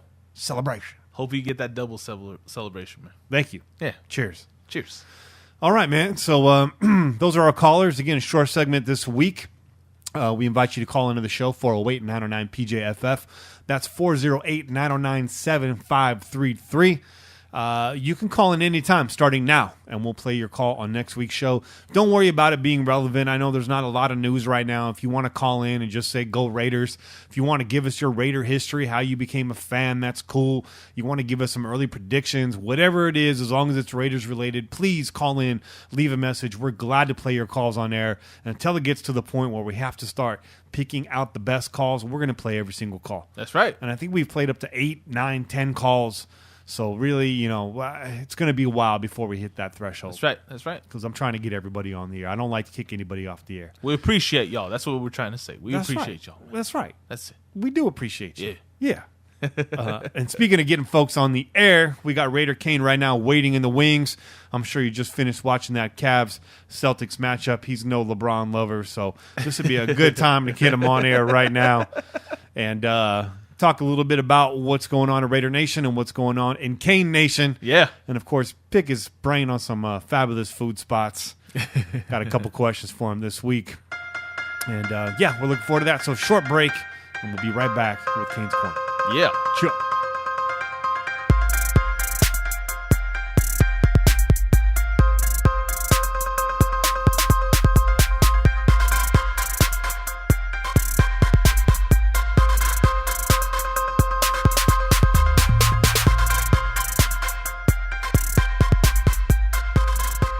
All right, and we're back with Cain's Corner, sponsored every week by NFLshop.com. Make sure you go to PJ4F.com, click on the banner located on the right-hand side of the page, all the way at the bottom of the page if you are browsing on mobile. Click through the banner. Anything you buy, we get a piece of the pie there. Helps keep this pirate ship stocked with rum. A pirate ship full of rum is also full of happy pirates, and that would include myself, Che, and the man of the hour, Raider Cain, joining us now. How you living, Raider Cain? I'm living fabulous, baby. Life is good right now. Everything is great. You know what I'm saying? Nothing could be better right now, man. I'm enjoying where my life is right now. All is good. I couldn't be more grateful. God is good. There you go. There you go, brother. Happy to hear that. I like the sound of your voice. For those of you wondering, Cain has been absent here and there, but it's all for good stuff. There's some developments in his life that are very positive right now. I'm going to leave it at that. Cain will announce it when he's ready. Make sure you follow him at CainMT6 to find out more about that. Find out about your favorite or his favorite eateries in the Bay Area, and most importantly, find out more about Raider life, Raider football. Cain is a highly esteemed member of the Raider Nation, a guy I'm happy to tailgate with every Sunday during the regular season, and at times sit next to, because that section is lit, and it's lit because of himself. You keep it real active in that section, I got to tell you. Thanks, my brother. Thanks. I try to do, man. I try to do what I can to keep the fans going, man. Bro, surprisingly, Raider Nation is an active fan base. We're a very energetic fan base. Hell yeah. Some of these guys are just real quick to get down on the dumps, and you need fans like Cain, like Saint Homer, like Che, like myself at times, to keep that section pumped up and in the fight, because that's what a home field advantage is all about. That's it. That's exactly what it's all about, man. Yeah, absolutely. You got to be full out and in force when you're at a Raider game, because you never know what might happen. And I've been at a couple of games where just that happened. You never know what might happen. You never know. So, that Thursday night game last year, half of my section left. Remember that, Che? Yep. Half the section left. Like 5 minutes to go in the fourth quarter. Yep. They bounced.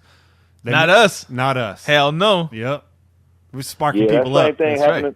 Yeah, that same thing happened in my section, man. I had to tell people, man, sit down, don't leave, just stay, man. This ain't it. This is our season. You gonna give up on a season like this? Yeah. Hey, one of our esteemed blog members was at the game with me, and he can tell you the story, man. Shout out to Frisky's Raiders. Mm-hmm. He was there, and he experienced a good game that day. Hell yeah, he did. And the other thing I had to tell people during that game is put that damn towel in your pocket. We don't wave towels out here. That's a Pittsburgh thing. That's a memento. We give out like one thing every 7 years. Yeah. Put that in your pocket. This ain't the terrible towel. Put that on your wall when you go home. I'm sorry, I had to do it. But you're pulling double duty tonight, man. You just came off another podcast appearance. Tell us a little bit about that. What show was it? How do people find it? How do they listen back to your appearance? I was on at Raiders Today podcast with Dwayne Douglas. You can find that podcast on Twitter and on SoundCloud and POW at Raiders Today with Dwayne Douglas. The podcast was pretty good. The guys got it going on. The show was great. Actually, I had a good time, man. The questions was real. He's a diehard Raider fan, and I think we should support the show. The show was I like the show, and he also got us out. He said he listens to us. So. Dope. One turn deserves another. That's right. My Raiders podcast playlist is filling up, and that's not a bad thing, man, because I feel like I got one for every day of the week. I go heavy on Rappaport. I go heavy on Joey Diaz, the Church of What's Happening Now. Yeah. As Joey says, there's what you did in the past. There's what you say you're going to do in the future, but the only thing that's real is the Church of What's Happening Now. Yeah. And then I go heavy on Joe Rogan, too. I got a couple other shows I listen to out there, but those Raiders, they're in my playlist. I got Las Vegas Raiders Today. I listen to their show. Listen to Raiders Fan Radio. Raider Lounge I listen to occasionally. Unfiltered show, I'm a little bit behind there. That's a good show. It's entertaining. And now I got a new one to listen to. So thanks for representing the podcast well and representing Raider Nation, Cain. I always look forward to your guest appearances out there. It's going to be nice to hear a familiar voice on my car stereo this Tuesday. So That's right. yes. Thanks again, man, for being an ambassador like that and getting your voice out there. That's really cool. Oh, yeah, no problem, man. No problem. Let's get to some of these questions, bro. I got some questions for you. We missed you. What's your early takeaway on OTAs at this point? Conley showing out. OB's still hampered by injury. Cooper getting work in the slot. Gruden back to being Gruden. All that is coming out. We're getting a lot of media, a lot of press coverage. What's your gut feeling about OTAs? Is it a good feeling? You got questions still? How do you feel about what you've heard so far? You know what? I'm excited. Man. I'm excited. The team looks energized. When you read the articles, look at the pictures from OTAs, everybody look like they're having fun out there. They're working hard. The players are bonding. This is a time for bonding and becoming a team. This is when the players really get close. You know what I'm saying? And so right now they seem to be soaking up the coaching. They seem to be drinking the Kool-Aid. And if they drinking the Kool-Aid, then I'm going to drink me 2 or 3 glasses of it. You know what I'm saying? Because, hey, I'm juiced and pumped right now. I know I was a little bit critical of situation going on at first, and I'm always be like that. I'm not going to just be the first to just jump right on some shit just because. Yeah. I got to see. You know what I'm saying? And right now, Jon Gruden is showing me that, hey, the 10 years off, it ain't hurt me, man. It just made me better. You know what I'm saying? And even Donald Penn kind of stated it. I was reading an article where Donald Penn, and I quote, he said 10 years didn't hurt him. It made him better. He's a better coach now than he was when he was in Tampa Bay. And he was in Tampa Bay with John. So I'm going to listen to that, and I'm going to go off what the players are saying. The pictures I see, everybody smiling, having fun, bonding. That's exciting right now. I'm pumped. I'm juiced. I'm ready to go. Let's play some football tomorrow, baby. Let's do it. Let's suit it up and get busy tomorrow. Yeah, it's real different than seeing like a stoic Jack Del Rio walking around in his straw hat, looking like he's ready to get into a pina colada. You got Gruden putting his hand in the dirt, chasing Carr around. Like, it's real different. Hell yeah! All you need to do is look at pictures and know there's something different coming this season. So I think it's real exciting myself.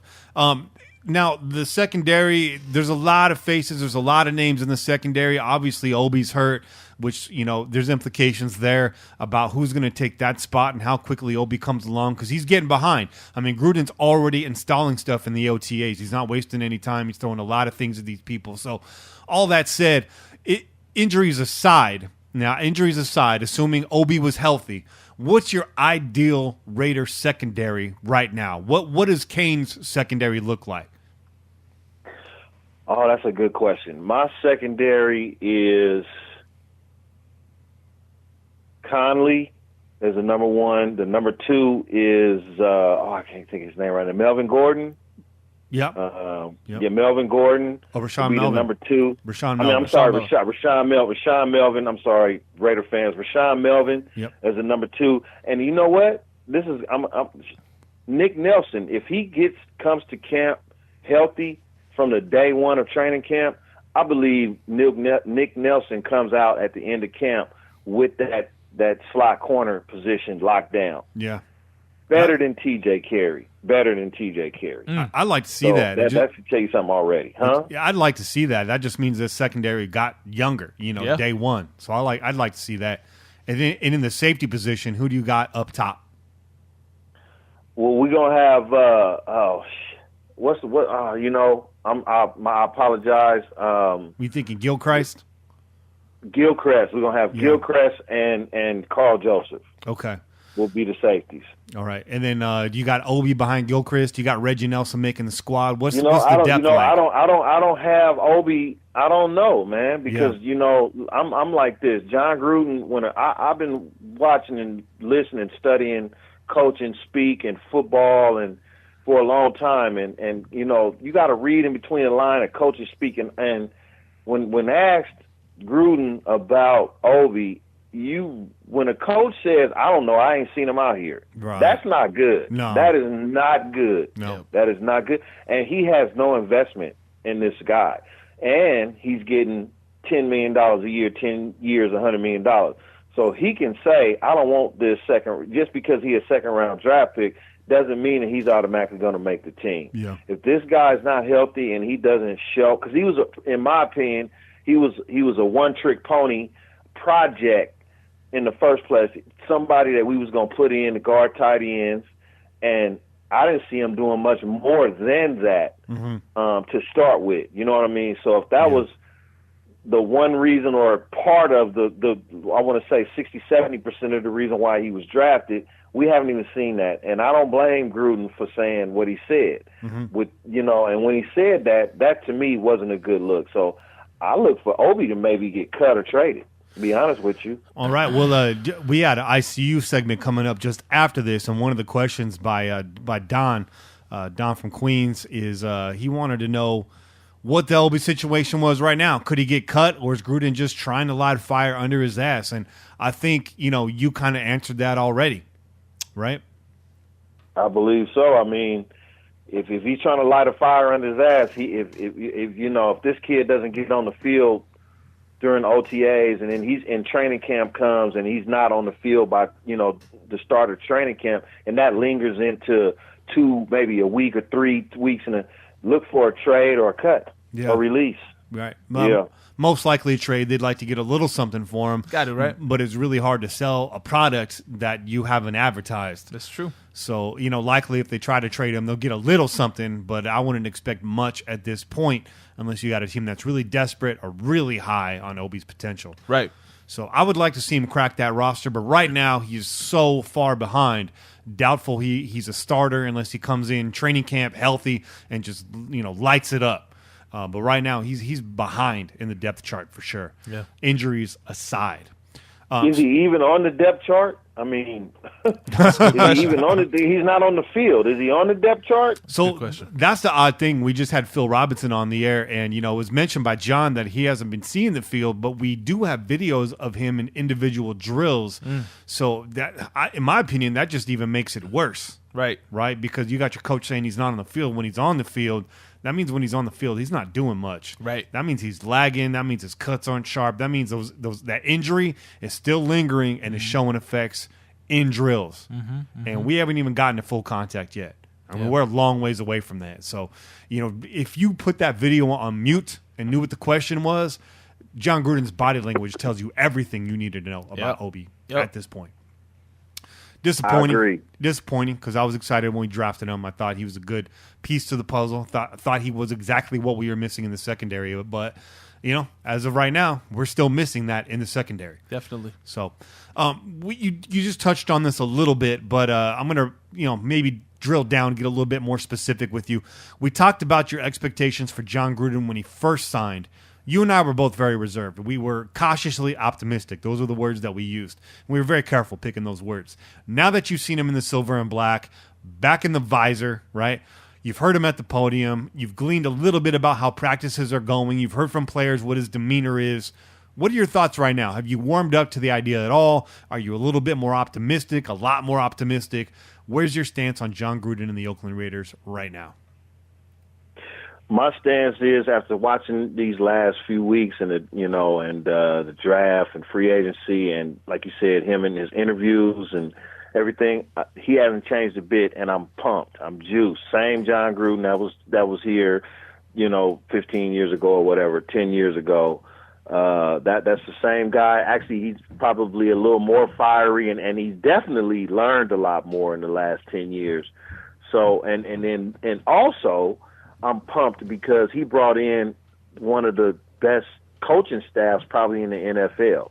We don't have a trade. We don't have a defensive coordinator that's protege. We have a real defensive coordinator. We got a real special teams coach, a real offensive coordinator, it's almost like we got an all-star coaching staff, and so I'm pumped and I'm juiced. And what John is maybe inefficient in, his coaches have still been in the NFL while he has been in the booth. So there's no drop-off or fall-off to his coaching because he can always rely on his coaching staff. I'm juiced. I'm pumped. Like I said earlier, let's do this. Let's play some football tomorrow. That Rams game, I'm ready. I'm ready. Let's do it. I'm ready. I'm ready too. Let's hope this squad is ready. Hell yeah. Yeah. Hell yeah. How you feeling, Che, about Jon Gruden? I'm feeling great, man. Yeah. It's exactly what we've missed, man, since he's been gone, bro. Yeah. Let's just be real. Like we've missed that charismatic coach, that guy that just got fired, just coming out of every orifice, bro. Like he's just ready to go, man. Yeah. If he could, he'd put on the pads and he'd do it himself, man. But he can't, right? So he's got to get in people's asses and get them to do the shit that he would do, that he wants to do, right? Yeah. I love it, man. I love it. I love how he pushes the team. I love, like we said, we talked about it in past weeks, that fire that he had, combative personality that he had with Gannon. Like, that's what I want to see. I want to see, like, I want to see people wanting it, man. Right. Like, when you're like that, you want it, man. You want to win. And Cain, you always keep it real, man. You always keep it real. Devin on the chat right now, he just said that Cain is the realist, and I said, yes, sir, you're absolutely correct. So, along that vein, you've been very critical of Derek Carr not being the vocal leader that he needs to be. Now, we've seen him be that guy on the field. Reports are he's not so much that guy in the locker room. He's a little bit more neutral, a little more even-keeled. But could possibly what Che just said, the almost tension between Gannon and Gruden, could that possibly manifest itself as Derek Carr being more vocal in every situation? Do you think that could be a side effect? I don't think it could be a side effect. I think it could be a added effect to Derek's game. I think Jon Gruden is going to bring that fire out of Derek because just when you working with somebody who's a genius and who knows football and knows the quarterback position, knows his system. He's adamant about his system and is going to be on top of you. And every little bitty, teeny weeny mistake that you might make, you might think that you could just overlook it and say, okay, I got this. But he might make it a point to bring it up, to make it, loud and vocal, be that you made a mistake. After a while, your fire and intensity is going to become at the same of his fire and intensity. And so now you're going to be thinking like him, and hopefully Derek will be able to answer questions before Jon finishes the sentence at the end of the day. And that's what I hope. You know what I'm saying? That's what I need. I need that connection between them two. You know what I'm saying? And if we get that connection between them two, then the sky's the limit. I like Absolutely, it. man. Yeah. Well put. Now, let's kind of shift gears a little bit. It is Memorial Day weekend, so I'd be remiss if we didn't start talking about food. The three of us have been foodies since before foodies was a term. Back when we used to just be called real big eaters. Exactly. So, first off, before we get to kind of the Memorial Day tradition of grilling, one of our callers last week asked us to ask you about the original Red Onion Burger joint out there in the East Bay. Are you a fan? Have you been out there? What do we need to know about the Red Onion Burger? Well, okay, if we talking about the Red Onion Burger that I know, there was a Red Onion Burger on San Pablo in El Cerrito, near the El Cerrito BART station, really close to the El Cerrito BART station. Okay. And I've been there, and it was fire. The burger was good. It's like a if you ever had Nations, yeah, it kind of reminds me. It's like a better version of Nations. It's like a greasy spoon Nations, in my opinion. It was really good. It's got the salad dressing mayonnaise instead of like the sweet mayonnaise, like Miracle Whip or whatever. Yeah, you know what I'm saying, that they put on the burger like at Nations. Yeah. It was good. Okay. I mean, it was fire. You know what I'm saying? But now it's different. It's not even the same people. I wouldn't even recommend you going there. Wow. So but back in the day, it was all good, like 15 years ago. Yeah. That happens far too often. I did a Google search on them earlier today, and I saw there is the 3 Red Onion Burgers listed, and 2 out of the 3 are called the original Red Onion Burger, and they're at different locations, and not one of those locations was the one you just mentioned. So there's a lot of imposters out there. I'm just saying. So it is Memorial Day weekend, and that means barbecue. A lot of folks out there grilling. A lot of people got started on Saturday. Sunday, Memorial Day being the actual day, Monday, tomorrow. Are you grilling this weekend? And whether you are or you're not, what's some of your favorite food to throw on the grill? Are you a tri-tip guy? What is it that you like to do? I like a little bit of everything, man. But if I was going to throw something on, it just depends what kind of. It all depends, but for the most part, when I think about barbecuing, I think about a rack of St. Louis cut spare ribs. Yes, sir. You know what I mean? Like I love St. Louis cut ribs, man. You know what I'm saying? Give me a rack of them any day, and I can put them on and smoke them babies up. They'd be delicious. You know what I'm saying? And then I like tri-tip. Yeah. You know, I'm not really a big. I like chicken breast grill, but if I'm a barbecue some chicken, I like legs and thighs. Yeah. You know what I'm saying? They got that good fat on there. They got that good fat. Yeah, exactly. So, but for the most part, my first go-to would be a rack of St. Louis cut spare ribs, and then there's this little spot out in Oakland. It's in Housewives Market, and for those of you that's from Oakland and you born and raised in Oakland, you know it's a spot in downtown Oakland called Housewives Market, and it's right there by where the Warriors practice, right there. And it's been there for years. It's changed over the years. It's gotten a little bit more upscale with, you know, Oakland being gentrified and everything. But Taylor's homemade sausage has been a staple there. It's been there since I've been a kid. Oh, yeah. And, and they have some of the best grilling hot links or barbecue links that I know in the state of California. And I recommend if you live in Oakland and you barbecuing, and you can go there and hit them up for your St. Louis cut spare. They'll pull your ribs out right there. The butcher will cut them right there, St. Louis style for you, and you can get your hot links right there. They got all different kind of sausage, boudin sausage. They got all different kind of grilling sausages, but my favorite is the barbecue hot link sausages. Those are really good, man. I recommend you try those. Sounds good. You know, some of the best hot links I ever had. My mouth is watering. I'm going to drown over here. My mouth is watering so damn much. Che, what do you like to grill, man? What goes on the grill at your house? Oh, man. Obviously, man, we always have the carne asada on there, man. Yeah. Carne asada is always on the grill. You go straight or the preparada? Oh, well, I mean, you could buy it prepped. It's always nice to get it prepped, but we like to season our own carne, man. I mean, you got to throw your own seasonings on there. Yeah? That's what I'm talking about. You know what I'm talking about? So I like to do that. A little carne asada. We do the tri-tip, too. We like the tri-tip. Yeah. We like to, we like to prep that ourselves, too. Chicken is always there. You know, just well-rounded barbecue, bro. Carne asada, tri-tip, chicken, sausage. Yeah. You're cooking, man. Here's my deal, man. Tri-tip. I like tri-tip, and I've had some fantastic tri-tip, especially recently. My brother does a mean tri-tip. My girlfriend's dad does a real mean tri-tip. But a lot of people out there just be cooking the driest shit fucking tri-tip. Overcooking it, man. And I remember back in the day when tri-tip was a cheaper cut of meat, my mom was buying it because she was like, this is an underpriced, pretty good cut of meat. Yeah. And we doctor it up, and we do it the right way. But so I like tri-tip, but I'm more of a rib guy myself. I'm like Cain. What I like to do is I got a little smoker at the house. I'll do some ribs in advance. We did this at the tailgate a few times. I get them cooked the night before, wrap those puppies in foil, bring them out. We'll cut them out in 2s and 3s, and we'll just heat them up, refire them on the grill real quick, get a nice sizzle going, get that crust reactivated. The rib is always a good option. Everybody loves ribs. Hell yeah. If you don't like eating meat off the bone, get the F out of here. Because there's people that, I like meat. I don't like eating it off the bone. It's, yo. Where's the caveman in you, bro? Come on now. Come on. I like to do steak. I like to put a ribeye on there. It's hard to feed a crowd ribeyes though. That get expensive. Oh my God, bro! I love ribeye. That's my favorite cut steak on a grill. You know what? I like it on a char grill. On a char grill. A char grill, not on the barbecues, a roast, not on the charcoal grill. I'm talking about like the gas fire char grill with an iron. But you know what? You need an iron grate. Yeah. You need an iron grate. For those of you that's using gas grills, you need to go out and find you an iron grate because that porcelain shit, that ain't working.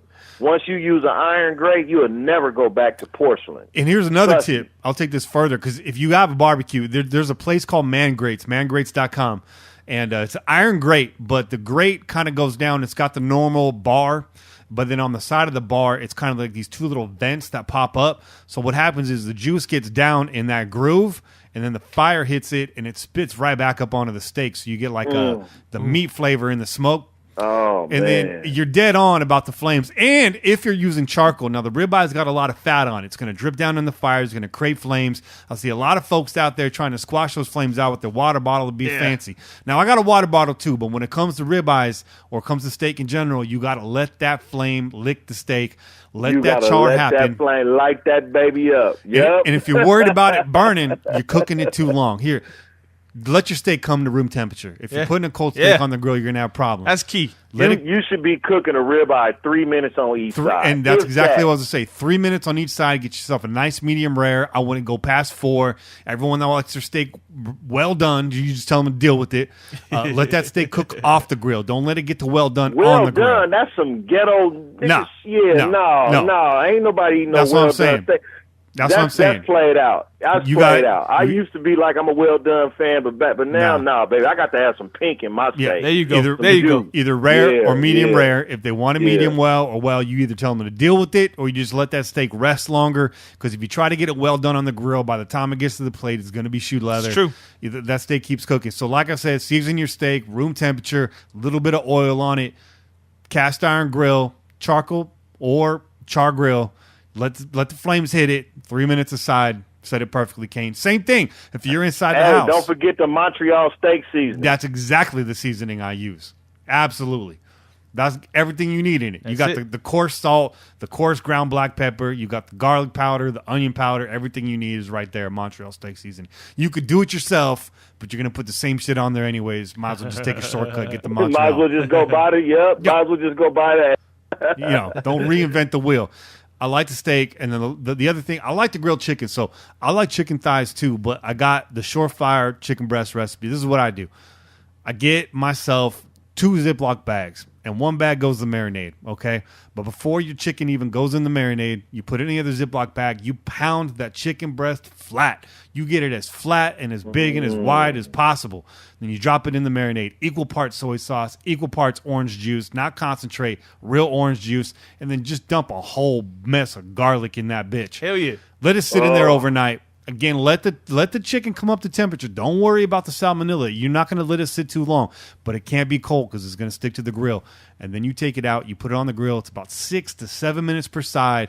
Don't flip it. You flip it once, 6 minutes, flip it, 6 minutes, take it off the grill. It's done. Don't put it on that top rack. No, I don't know if it's done yet. If you're worried about it being done, you get yourself a soldier to volunteer its life, and you cut that breast in half, and that'll tell you everything you need to know. And there it is right there. Bro, that sounds good. I'm going to have to try that. Perfect chicken breast. Because I've been grilling for years, and chicken breasts dry out on me, man. I mean, it's for tough. some reason. Yeah. You know what I mean? I'm used to cooking chicken for a long time because when you got bones in the chicken, it take longer to cook. Yeah. You know what I mean? So I always mess up the chicken breast. It's dry. It don't never look done when it's done. Right. When it's actually done, like you said. You know what I mean? So I'm gonna have to. You just gave me some game. Yeah. I'll put you up on. You put me up on plenty of game. It's time for me to give back. So yeah, that's what it is right there, and that's the marinade I use. The garlic, soy, orange juice. It's a good one. It's a good one. I actually stole that. There's a taqueria in Santa Cruz called Jalapenos, and they got a soy OJ marinated chicken with onion. It's pretty fire. It's pretty fire burrito. Yeah. Hey, ain't no shame in taking some recipes, bro. No. Ain't no shame in that. No. You're just adding something to your repertoire, bro. Anytime I can catch the cook on the side, I try to pick their brain. You know what I mean? But, yeah, man. Yeah. So Memorial Day weekend, you got plans tomorrow? You going to be grilling tomorrow? What's good? I think I'm going to throw some, like I said, I'll probably grill some ribs and make some potato salad, some greens, some macaroni and cheese. You know what I mean? Hook it up. I usually do that people like to do it on Saturday. I like to do it on Monday. That way I can take leftovers to work during the week. There you go. Yeah. You know, so, yeah. So, yeah, hook me up some. I like the collard green mix with the collard green country mix with collard greens, turnip greens, and mustard greens. Y'all eat greens? Yes. Oh, yeah. Yes. Oh, okay. Yeah. So, hook me up some greens, some little potato salad, and some homemade mac and cheese. Hook it up, Yes, sir. And my family's... What y'all firing up tomorrow? Did y'all already grill?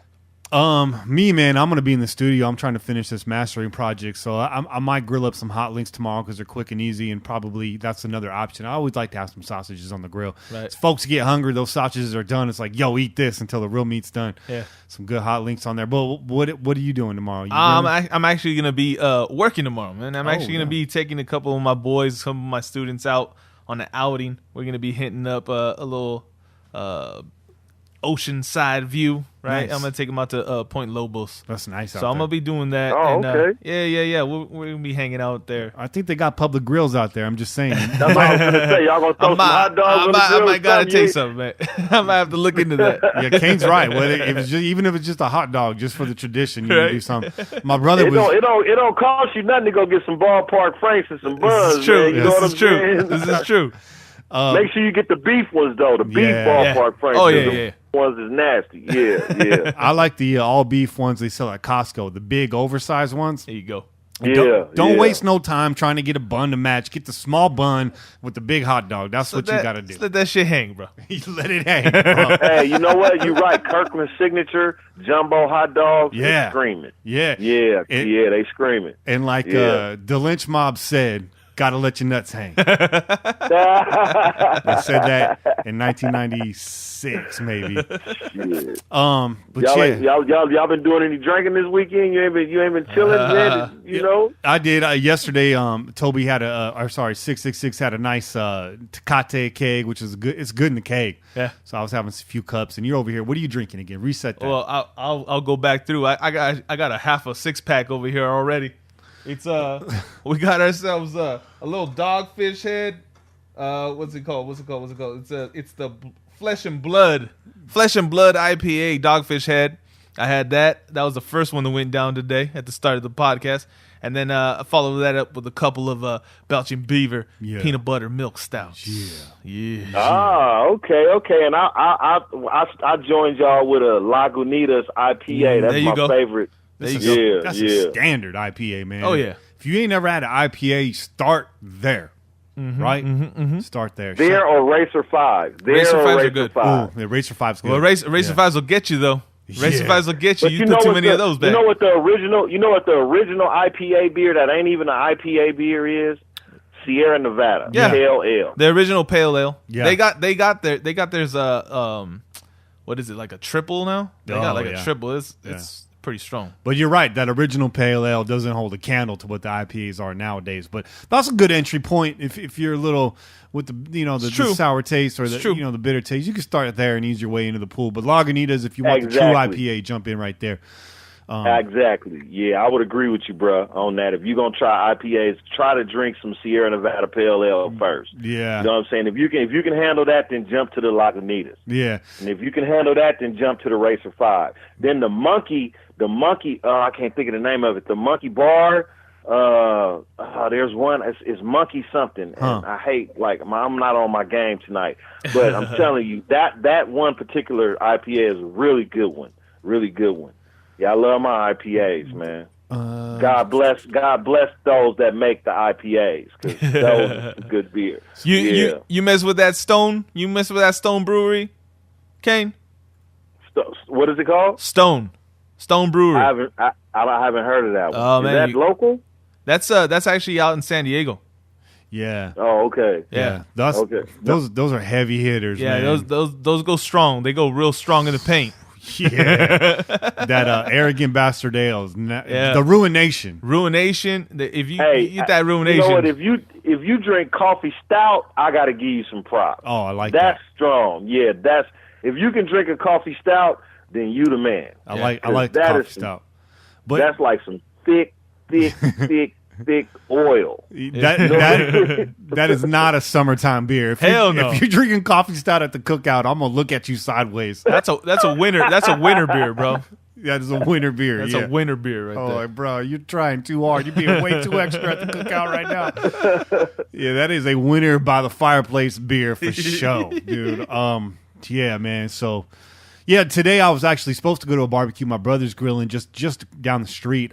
His little neighborhood's having like a community cookout. But, podcast comes first, so I'm up here. That's right. So these are the Well, sacrifices. you got to go raid it afterwards, man. You got to go raid it and light it up, man. You know what I'm saying? There's got to be a foil tray with my name on it over there. There you somewhere. go. Exactly. Bring your plate and your fork with you. Your aluminum foil or your plastic wrap in a bag. You know, come ready. Come prepared. Yeah. You know what I mean? Yeah, that make a plate kit in effect. Yeah, exactly. Exactly. So one last barbecue question before we get out of here. There's two kinds of plates out there. I mean, there's a lot. There's the heavy duty paper. There's the regular crinkled paper. There's the foam styrofoam plate. But there's two kinds of plates. There's a regular plate, and then there's your sectional plate. Yeah. I want to know from both of you, which plate do you prefer? Do you not like your food to touch, or do you want it all to mix together, Cain? I like an open plate. Me too. Yep. Don't limit me, man. When that coleslaw juice starts running into the ribs, that's heaven right there. Yeah. When the coleslaw juice and the beans kind of co-mingle with each other, that's what it's about. Yeah. Yeah, I like when my baked beans mixed with my macaroni salad. Ooh. Oh man, that'd be Yeah. screaming. You know what I'm saying? Yeah. Yeah. I'm Okie, so we're known for just mashing everything up together anyways. Yeah, exactly. You're gonna take a bite of everything anyway. You know That's what I right. mean? It's all going to end up in the same place, man. Like my grandpa says, it all comes out to shit in the end.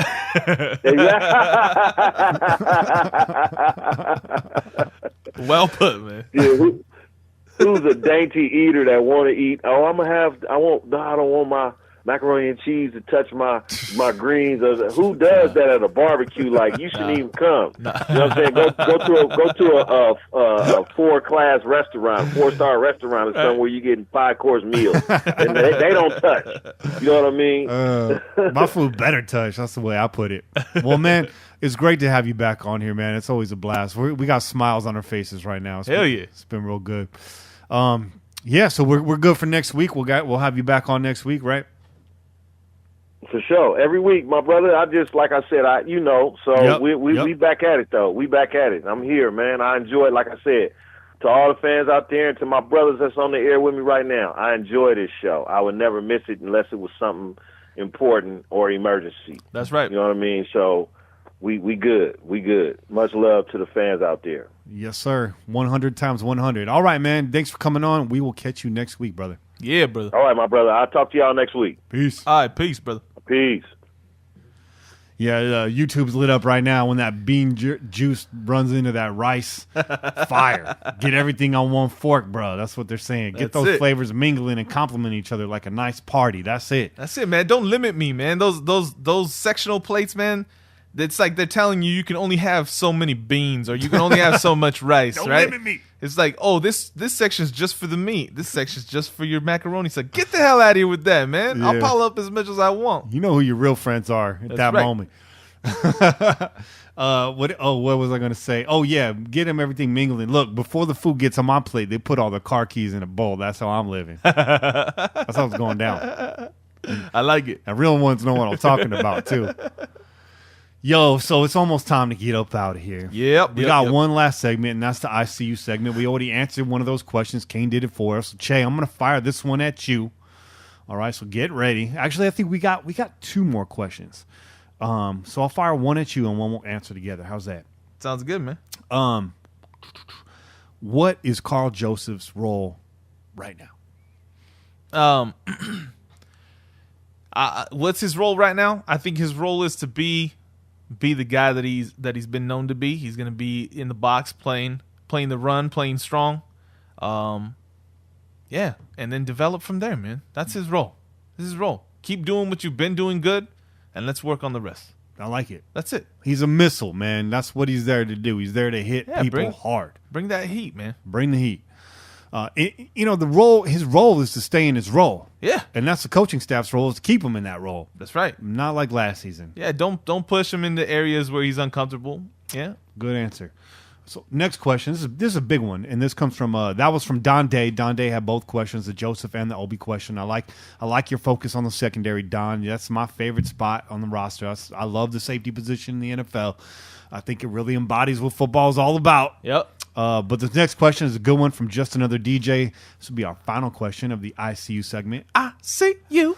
And before I give you his question, just another DJ, in response to the last segment, he says we got him looking at this bowl of cereal with disappointment. You need to fix that, man. You need to fix that situation real bad. I'm curious as to what cereal you're eating, though, because I don't get to eat cereal anymore on my diet, and there's certain cereals that make me real excited. Right. Just another DJ. What's it going to take to win the division this year? Is it Mac in the defense, or is it Carr in the offense? The easy answer is it's both, but I don't think that's the answer he's looking for. So what do you think, Che? It's the defense. It's the defense, huh? It's the defense because we don't expect the debacle that we had last season. No. We expect a return to 2016 or better. On the offense. On the offensive side of the ball. So there we don't have the concern. Mm-hmm. We have a coach that's an offensive mind, so we don't have that worry. It's the defense. Right. It's all about the defense. It's all about Mac and the defense and what they're bringing to the table. That's what's going to establish where we are in the league. And I agree with you. I know that's boring for radio, but I agree with you. And I'll expound upon that because Paul Gunther's scheme's not an easy one. That's right. It's not an easy one to play against, nor is it an easy one to pick up. But I think it's the right one for the personnel we have. So with the speed that he can get that installed, I think that's going to be a deciding factor. And I said it early in the show, we may not be world beaters. I don't know that we quite have the personnel there. Right. But I think we could be top 10 or top 15. And I think being in that group is going to be good enough to keep this offense fresh and do some serious damage. Yep. Now, just to kind of add on to that, I'm going to ask you, how many points a game does this offense need to average for us to be in the win column, weekly? How many points to win? Yeah. I'd say the offense has to average at least 24 points a game. 24. That's solid. I'm gonna go ahead and say that the Raiders defense is gonna keep teams under 20 points. Okay. Average. That's good. That'll win ball games, man. Hell yeah. Hell yeah. There's either a gunshot outside or the Guerreros are lighting off fireworks again. Or they're shooting off guns. Yeah, probably not. They're more responsible than that. Yeah, they are. I enjoy the fireworks. It's like 4th of July all year in my neighborhood. It's cool. Yeah, man. So let's do some shout-outs, brother. Shout-outs. I'm going to start off. I got a couple YouTube shout-outs. I got a shout-out to new subscriber Yayute. That's Yahyute. And then, actually, that was just the one because I think I rattled off the new subscribers last week. But we'll give you a shout-out. Sean Garcia, thanks for subscribing on YouTube. Make sure you guys subscribe on YouTube. Click that little bell, too, so you get notified when we go live on the air. And then from Twitter, shout-out to Hayden Nadolny, I think I'm saying that right. Sacktown Raider #2, Matt Killam. I wonder if you're related to my old friend Roger Killam. I've been trying to get a hold of that dude forever. If you know Roger, tell him to hit me up. The Real Gabacho, Russell Baxter, the football guru, Sergeant Raider, Julia Milne, not safe for work warning on that account. Shout out to David Dunn, Lord Manny, Savage Raider, Uncle Mosh, George Aubert. I think that's Aubert. And our friends at Just Win Ladies. I believe they're going to be dropping their new episode tomorrow, right? That's what they're saying. All That's right. what we're expecting. So shout out to Angria and Jenny over there. Make sure you guys follow them. They just launched their Twitter account. I think it was yesterday or today. Just Win Ladies on Twitter. And shout out to Silver and Black 666 for having me over for his birthday barbecue, man. Yeah. It was a great time. Hell yeah. We got some shout outs on the IG as well. Let's get out. Shout out to Raiders Fan Center. Shout out to Rich Sean. Shout out Sports Addicts. Shout outs 04 QB. And then Hammer Time 24. Right. Yeah. Come on, Hammer. Hammer Time 24. And then last but not least, Freestyle Cut and Stitch. We'll shout them out as well. Absolutely, man. So, as always, another show in the bag. It's been great hanging out with you guys on YouTube and great hanging out with you guys listening back in your car. Yeah. Wish we could talk to you too, but hey, jump on YouTube. That's what it is. So that's it for this week's show. Tune in every week wherever podcasts are found. Call in and leave a message to be played on air. 408-909-PJFF. You can call in starting now. There you go. Get dipped in pillaging gear. Head over to pj4f.com/shop. Get yourself a shirt or some other swag, coffee cup, whatever it is. Download the official Pillaging app, now available for iOS and Android. You can find those on the respective marketplace. Just search the Pillaging Podcast. I'm your host, Kenny Stapler, joined as always by your boy Chip. We out here. Peace. Go Raiders.